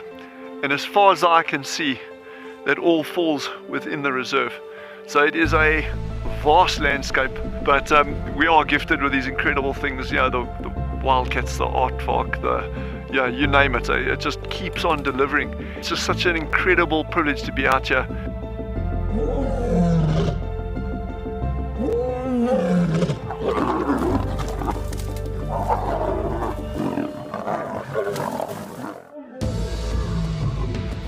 And when you think it could not get better, Mother Nature says, hold on tight. Oh my word, that is gorgeous. We are cooking on gas this afternoon.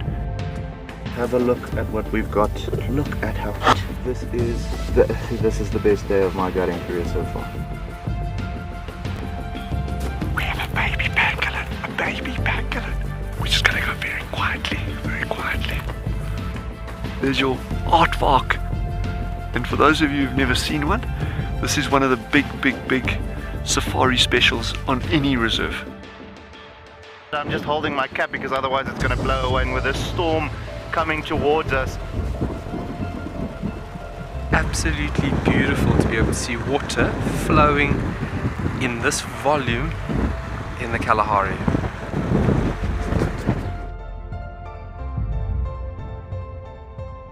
Oh, look at that. You can see the structural component of these flowers. It is perfect. Such a treat to be in and amongst these incredible insects. How lucky are we? You can see how close they are to the vehicle. Very curious. Oh, you can do it! There we go. We made it over. Whew. But look at that view. That's absolutely stunning. You can see how they're going into stalking mode. Okay, there we go.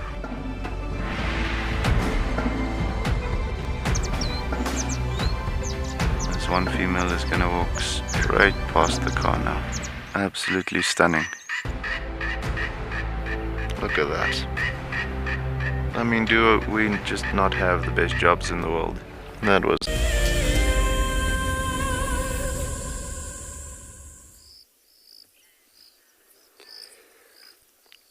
Beautiful. So we're now stopping here. It's pretty much we're stopping in a higher point enough. And then even though there's quite a beautiful of trees that are taking place, but all you see is beautiful of sky, where the sun is already set down. But the beautiful still there. It's gonna go soon, but it's still slightly beautiful anyway.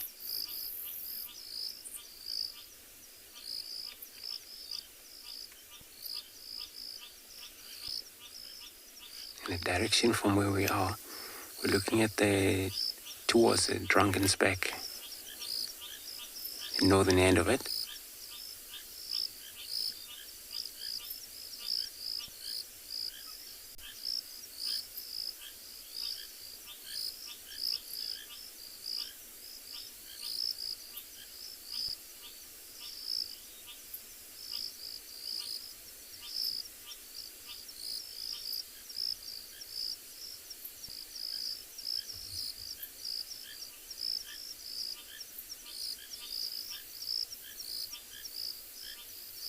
Beautiful sound of all the rain frogs.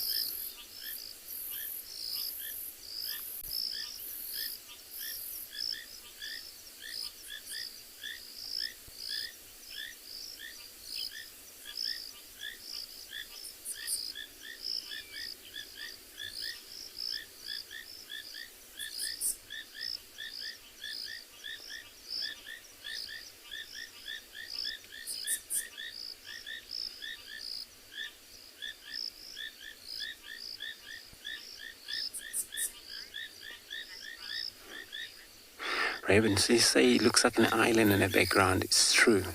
It's such a beautiful, with the whole dark just below there.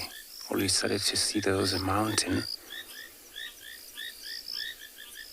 but beyond that, and that's where the golden rise, where the sun has disappeared into, looking in the western direction from this reserve.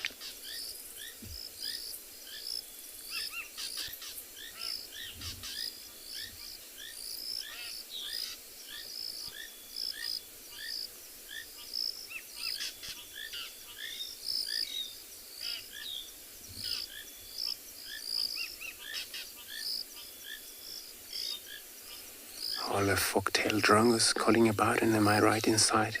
But we cannot see them.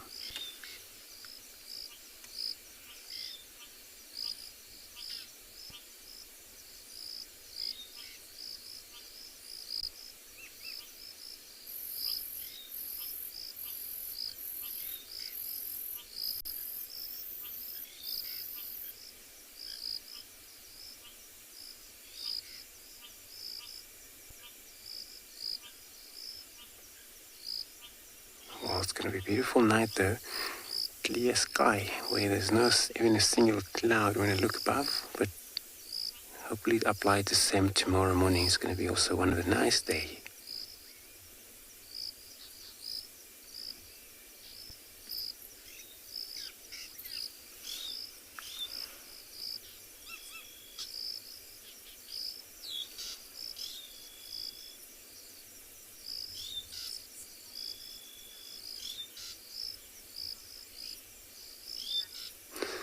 Michelle, so you say you love the silhouette of the tree. Yes, it is indeed a beautiful silhouette.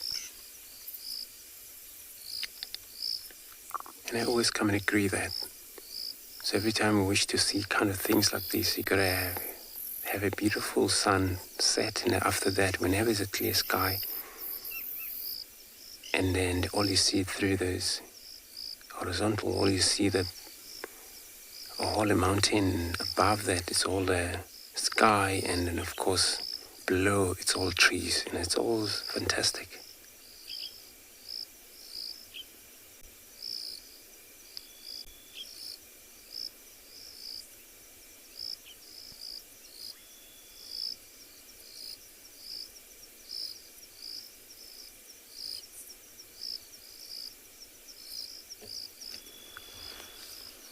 So I'm going to carry on. We come in an area where we have to sit around. I know it was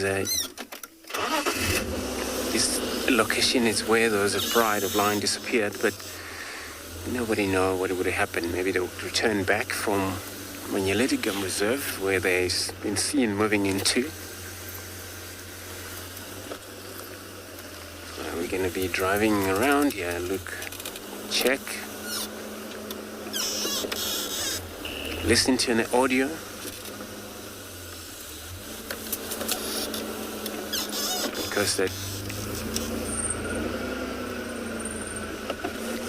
Because they do communicate whenever it's dark. So I'm going to be sending you back to the line with Yuan.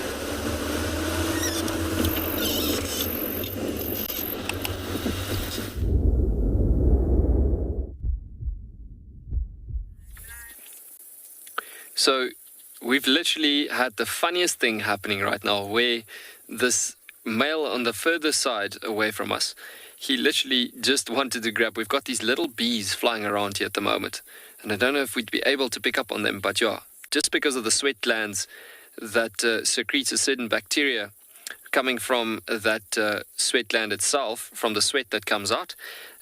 So flies and mosquitoes, I don't know if you ever heard about people saying, or certain people saying, that they've been attacked by flies and mosquitoes, especially mosquitoes, more than other people has been. Or you sit in a crowd and people say the same thing over and over again. And here the thing is that certain animals, especially like lions and even the wild dogs, roan antelope, sable antelope, as well as oryx, sometimes get attacked by these certain flies, like the louse flies. And this was now actually a little bee that was flying around here, irritating this guy quite a lot. But yeah, the thing is that, bottom line, with these presence of all these insects flying around at the moment and so on, it's just because of the sweat that comes, well, the bacteria that comes from the sweat in the sweat glands, that certain individuals and certain animals gets, shall I say, more attacked than others actually. But yeah, that was so interesting seeing this guy was fast asleep, and you could see he was literally so irritated by that incident that he literally just grabbed this thing in the air, like from sleeping to grabbing an insect flying past. That's crazy. But yeah, very, very cool actually, as we've seen that happening. Oh, so we were kind of hoping that these guys would have been active by now, as they could have been starting to actually groom a bit more. You do see movement every now and again. We've just had the male on the right hand side yawning again, and obviously yawning and grooming and all of that is the process for most of your predators, especially lions this time of the day. There we go, and there's another yawn.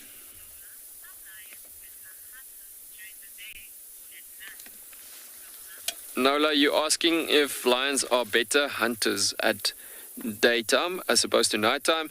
The thing is, lions are very strong nocturnal hunters, and so the thing is, being very much so, it saves the battery energy, if I can put it that way. So the energy levels are much lesser consumed as they are mostly night active. So that is why lions, when the temperatures drop down so nicely, as we can see, the light has dropped completely now. The sun is gone, but we still got that last crepuscular light happening at the moment. So the temperatures that drops down, that's why lions most of the time at this time of the day could start getting active into nighttime, but mostly will definitely become active at night from a position like this. But yeah, very gorgeous seeing these two boys in this location. But yeah, incredible thinking about seeing two of them actually obviously overlooking that stunning landscape that Morgan has just framed up there again in the backdrop. Look at the Coronaburg Mountains just stretching out in the distance.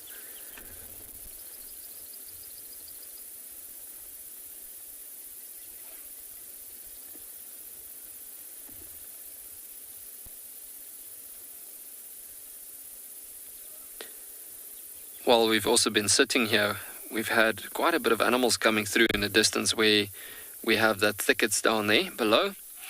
And we've actually had another herd of kudus that came through, passing by, obviously again because of the camelthorn tree presence and obviously being browsers.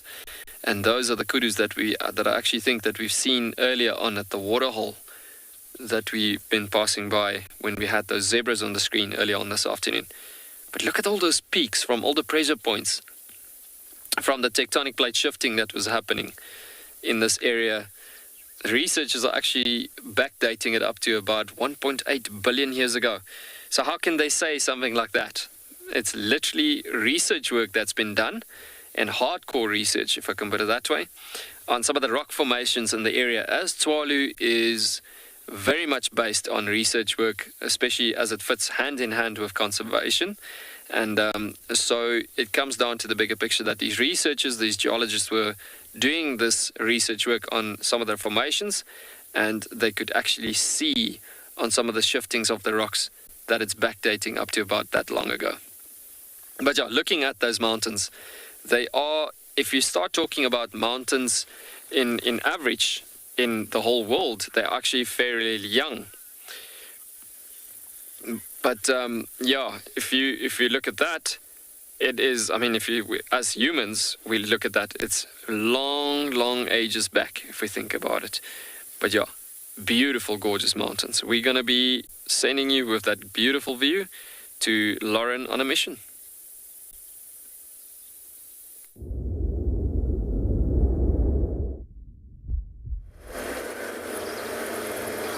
Am I on a mission?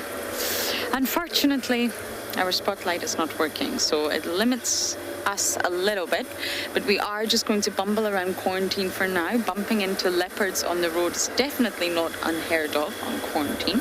And I am going to finish my riddle for you all. Now, I'm going to read off my phone. Bear with me. Okay, it's a secret. So, I have wings, but I can't really fly. I rather fall with style. I also have a head, but I can live a whole week without it because I don't need my mouth to breathe. My name sounds rather vulgar, at least the first part, and to be honest, I don't think many humans like me. Who am I? I hope you've been taking a note of all of those clues. Tell me, everyone. What species, or you can tell me the phylum, am I from?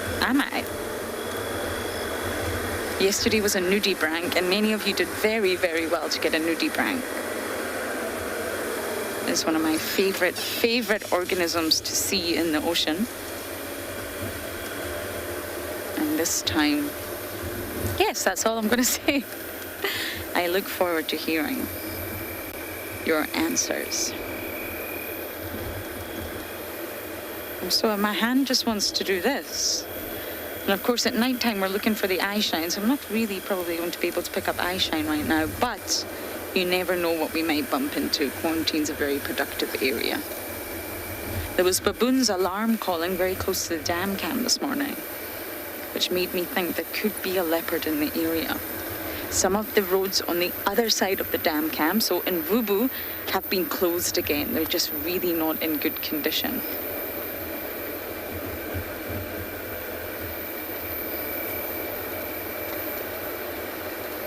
Oh, I'm getting answers. Okay.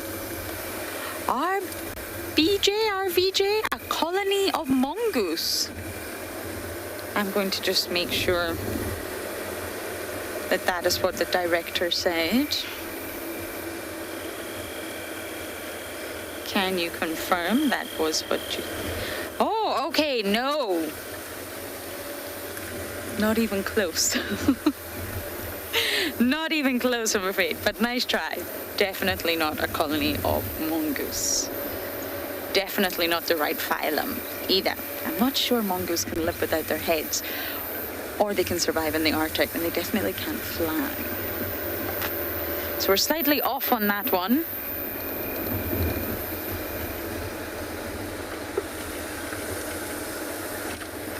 We're just going to do a loop. Miss Klalamba's been spending a lot of time on quarantine. Lizard King, a vulture. I'm just going to turn down my brights. I often feel for the impala when you go past with your very bright lights. A vulture, I really don't think can survive without its head either, and they can fly. Nope. Definitely. Oh, I'm sorry, guys. Look at them squinting. Okay, I wonder if I can do it with no lights. Okay, I think I can. Yes, vultures can fly. This organism can't really fly, to be honest, but they do have wings. Okay, do you think we've cleared all the impala now, Impo?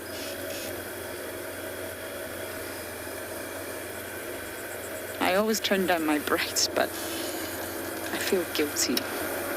There we go. Oh, okay, no, we're not going to be able to go any further, everyone.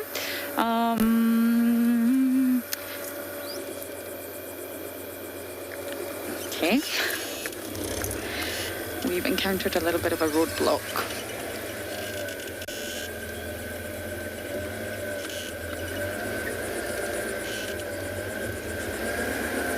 Okay, everyone, I hope I get the correct answer soon, but we're going to continue our bumble around quarantine and send you guys across to Andrew for an update.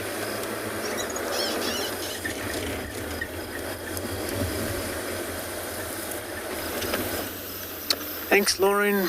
So we also on the bumble around here and hoping to see if there's one of the nocturnal that will come out about for us.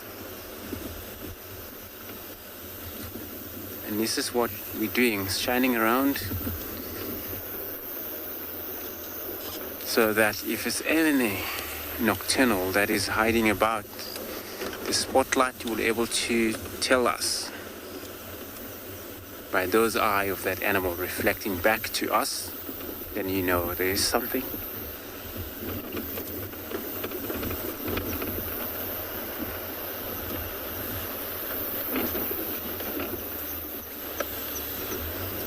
And this is that time when most are nocturnal. They will love to move about.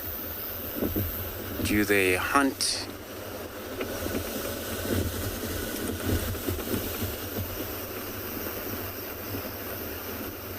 Lucas, so you're asking what I enjoy about driving at night in this area. Well, at night, I enjoy the night because most of the time, the animal that you see, it's not an animal that you always see during the day, not an impala as those. So if you're lucky, then you find a small owl, you find a snake that comes about, scorpions, and that. So you don't actually just find any animal. So there is a specific animal you search for. Janet, most cats. But it's also how we find, when you use the spotlight, how we know exactly what we're looking at through the eyes. From that we can able to tell if it's a cat or if it's not a cat. So this is what I enjoy most.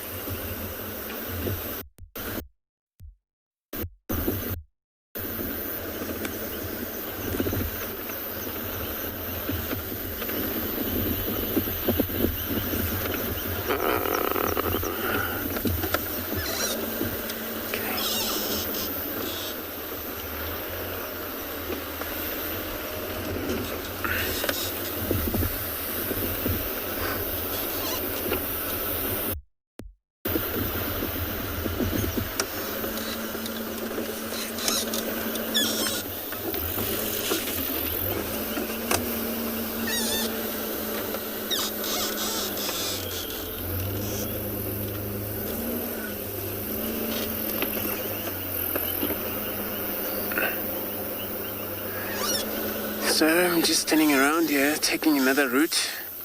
In the meantime, I'll be sending you across to Lauren.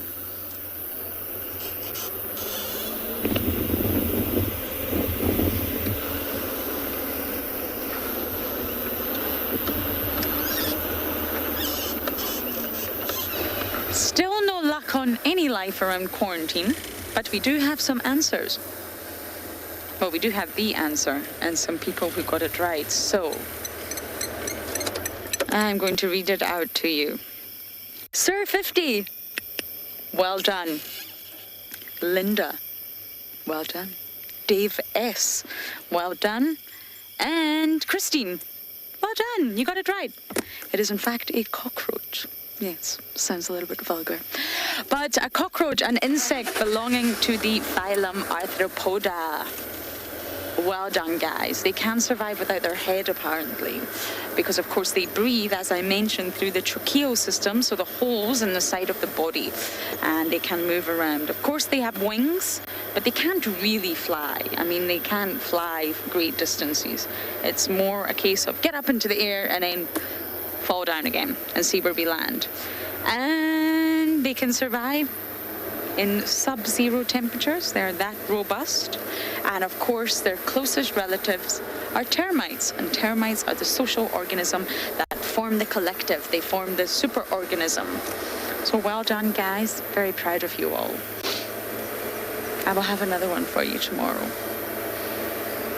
But maybe it was a little bit too staggered today because, of course, we had some challenges technology-wise. So maybe we need to do it a little bit more consecutively. And I'll have another one for you. So yesterday we did the nudibranch, which is an oceanic animal in the phylum Mollusca. And today was a cockroach from the phylum Arthropoda. I'm not really sure I'm going to be very successful at finding anything, but one shall try. Never give up. I mean, when you look out on either side, it's just pitch black. You really need that spotlight to bring out the eyes. And it's not just the predators. You'll see prey, you'll see nocturnal animals, you'll even see insects. The eyes of insects also shine in spotlights. Lots of hawk moths. Moths are generally speaking, nocturnal, but not all. You do find diurnal moths as well.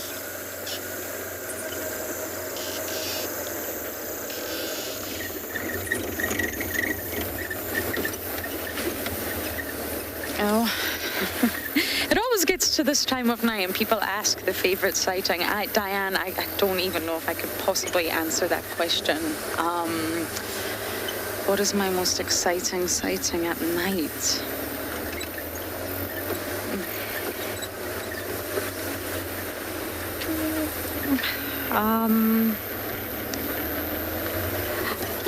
I think I've failed. I have failed here. I honestly cannot think of an exciting sighting. I've had so many.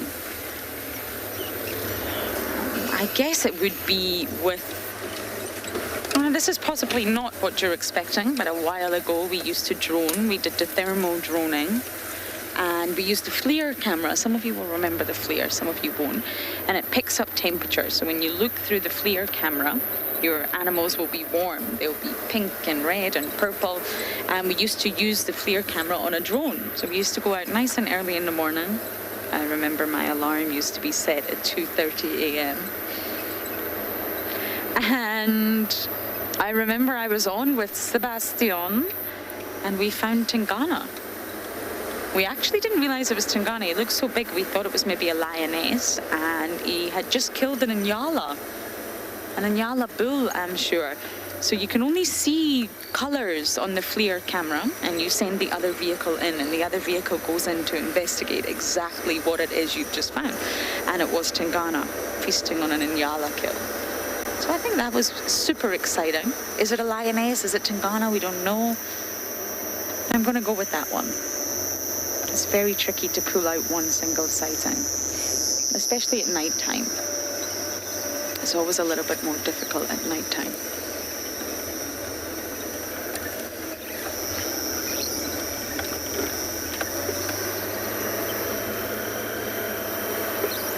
Okay, I'm going to try my very best here, but we are going to send you across to Andrew, who will have a spotlight.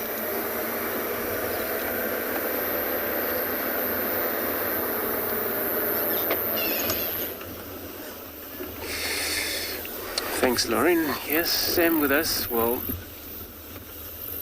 still driving around in these few roads here.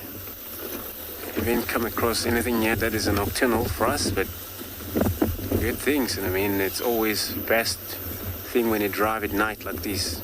It's all lovely. So since Lauren was explaining about what most exciting sighting at night happened, and also what I have seen, special sighting that happened at night. It's actually lions. Was actually lion hunting on a zebra, but it was a night time where we had a very good actually experience of how do they hunt that zebra. And then what we done there, we all shut off the spotlight or any light. So we were not helping nobody. So we just watched it naturally happen. And then of course, having guests with us, those were their first time in this area, but when I asked to see it, we had to spend time watching that, and when it's happening, when everybody cry in a vehicle, which was very sensitive, I understand. So we now have to move off that sighting while the lion still killing that zebra, which it was an amazing, but we first things, make sure that everybody has to enjoy, but if it's no joy or people are not enjoying, then first priority is the people. So we have to move off.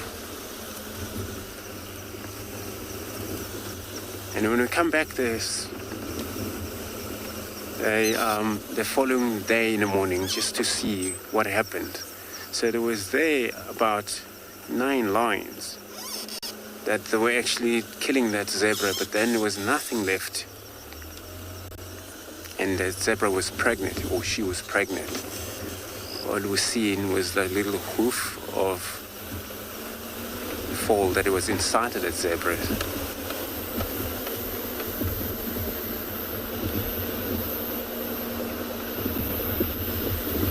So most of the killing, especially at night, is where cats more likely to love so much about hunting in the dark, because they have a lot of chance.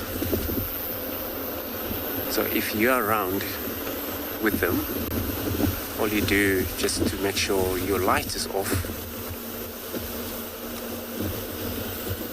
Don't worry about losing sighting, because sometimes when they chase, you're more likely to lose sighting, because then they'll be gone and you don't know where they're gone into.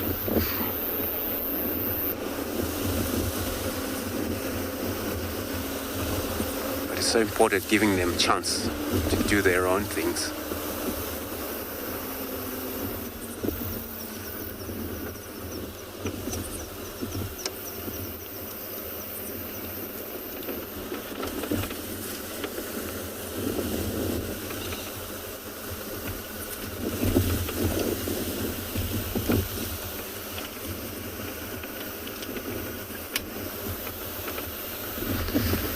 Oh, so you're asking whether I ever seen pride flies. So for this week, I know I haven't. Firefly. So you're asking if I ever seen a firefly? Not this time. And then it's been a while since I've seen one. But if I do, then they usually come out when it's humid. And this is where they fly around so much. But when you see I've got my jacket on now, so the temperature dropped a little bit. So if you ever see one, then it's also going to be nice, but they're more likely to come out when it's humid. And they fly about, come out. So I'm checking now towards this area of quarantine where it sometimes provides greater sighting when it happens.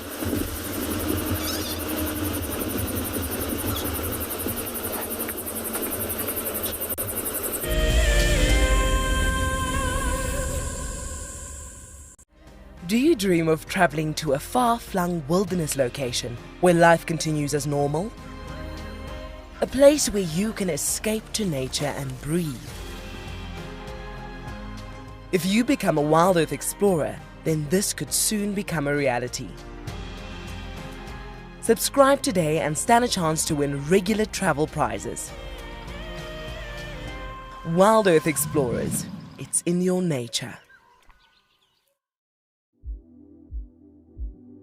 We get asked quite regularly what are the differences between African and Asian elephants. We caught up with Haresh, who's from Leopard Trails, which is based in Sri Lanka. Of course, size and weight is the first thing you notice. The African elephant is much bigger than the Asian elephant.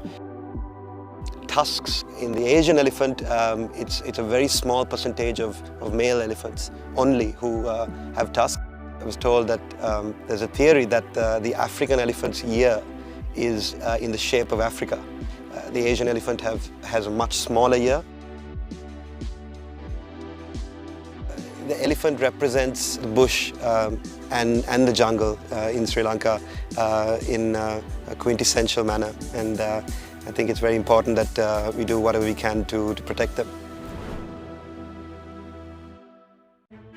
Hi, my name is Tristan Dix, and I am a guide here at Djuma Private Game Reserve for Wild Earth. We love connecting you to the African bush, and we always look forward to all of your questions. If you want to ask a question on Wild Earth, you'll need to register on the website. Once registered, go to our live safari page and submit a question below the live feed.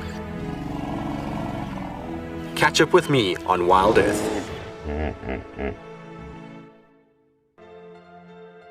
The croc is still holding another one there. It's holding from the hindquarters. I would really want... The wildebeest cross, is it trying? The croc is holding the tail. It's holding tight. Oh no. Goodness me. Lucky, lucky wildebeest. You have another day to live. Expect the unexpected here on Wild Earth daily.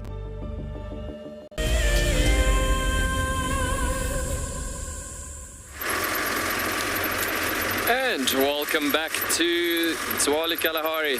We have, as you can see, we've left those beautiful Kalahari male lions as we have decided to continue driving towards the sun, because that is definitely something to look at. So as we're progressing over this hill, we have just found that the sun, yes, the sun's gone down, but looking at the coloration on those mountains, above those mountains, I mean, it's just so gorgeous. So I'm gonna actually stop on the top here, so let us have once more a good view and a look at that stunning colors coming out of the last bit of the mountains there.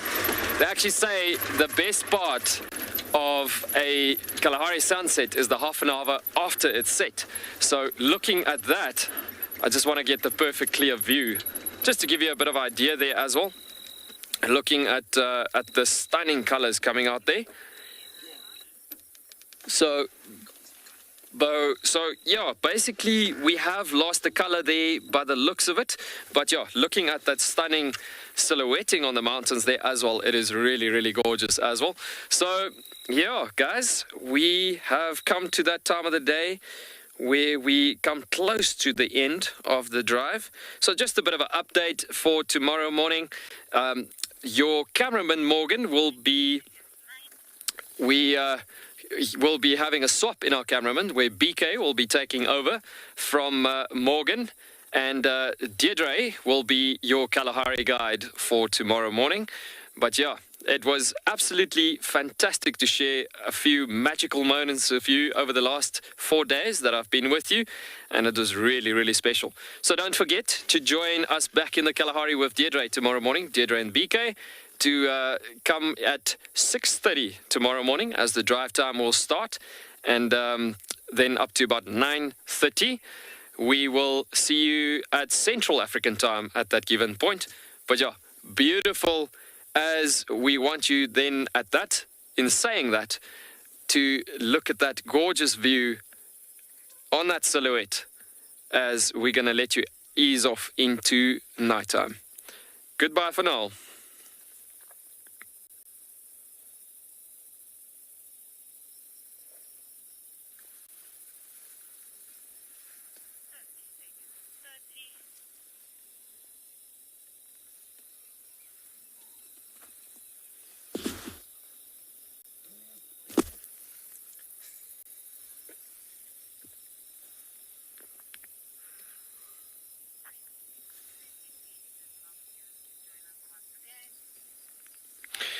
So folks, just as I was about, well, where I said goodbye there as well, it's like I can't get to a point where I can't get said to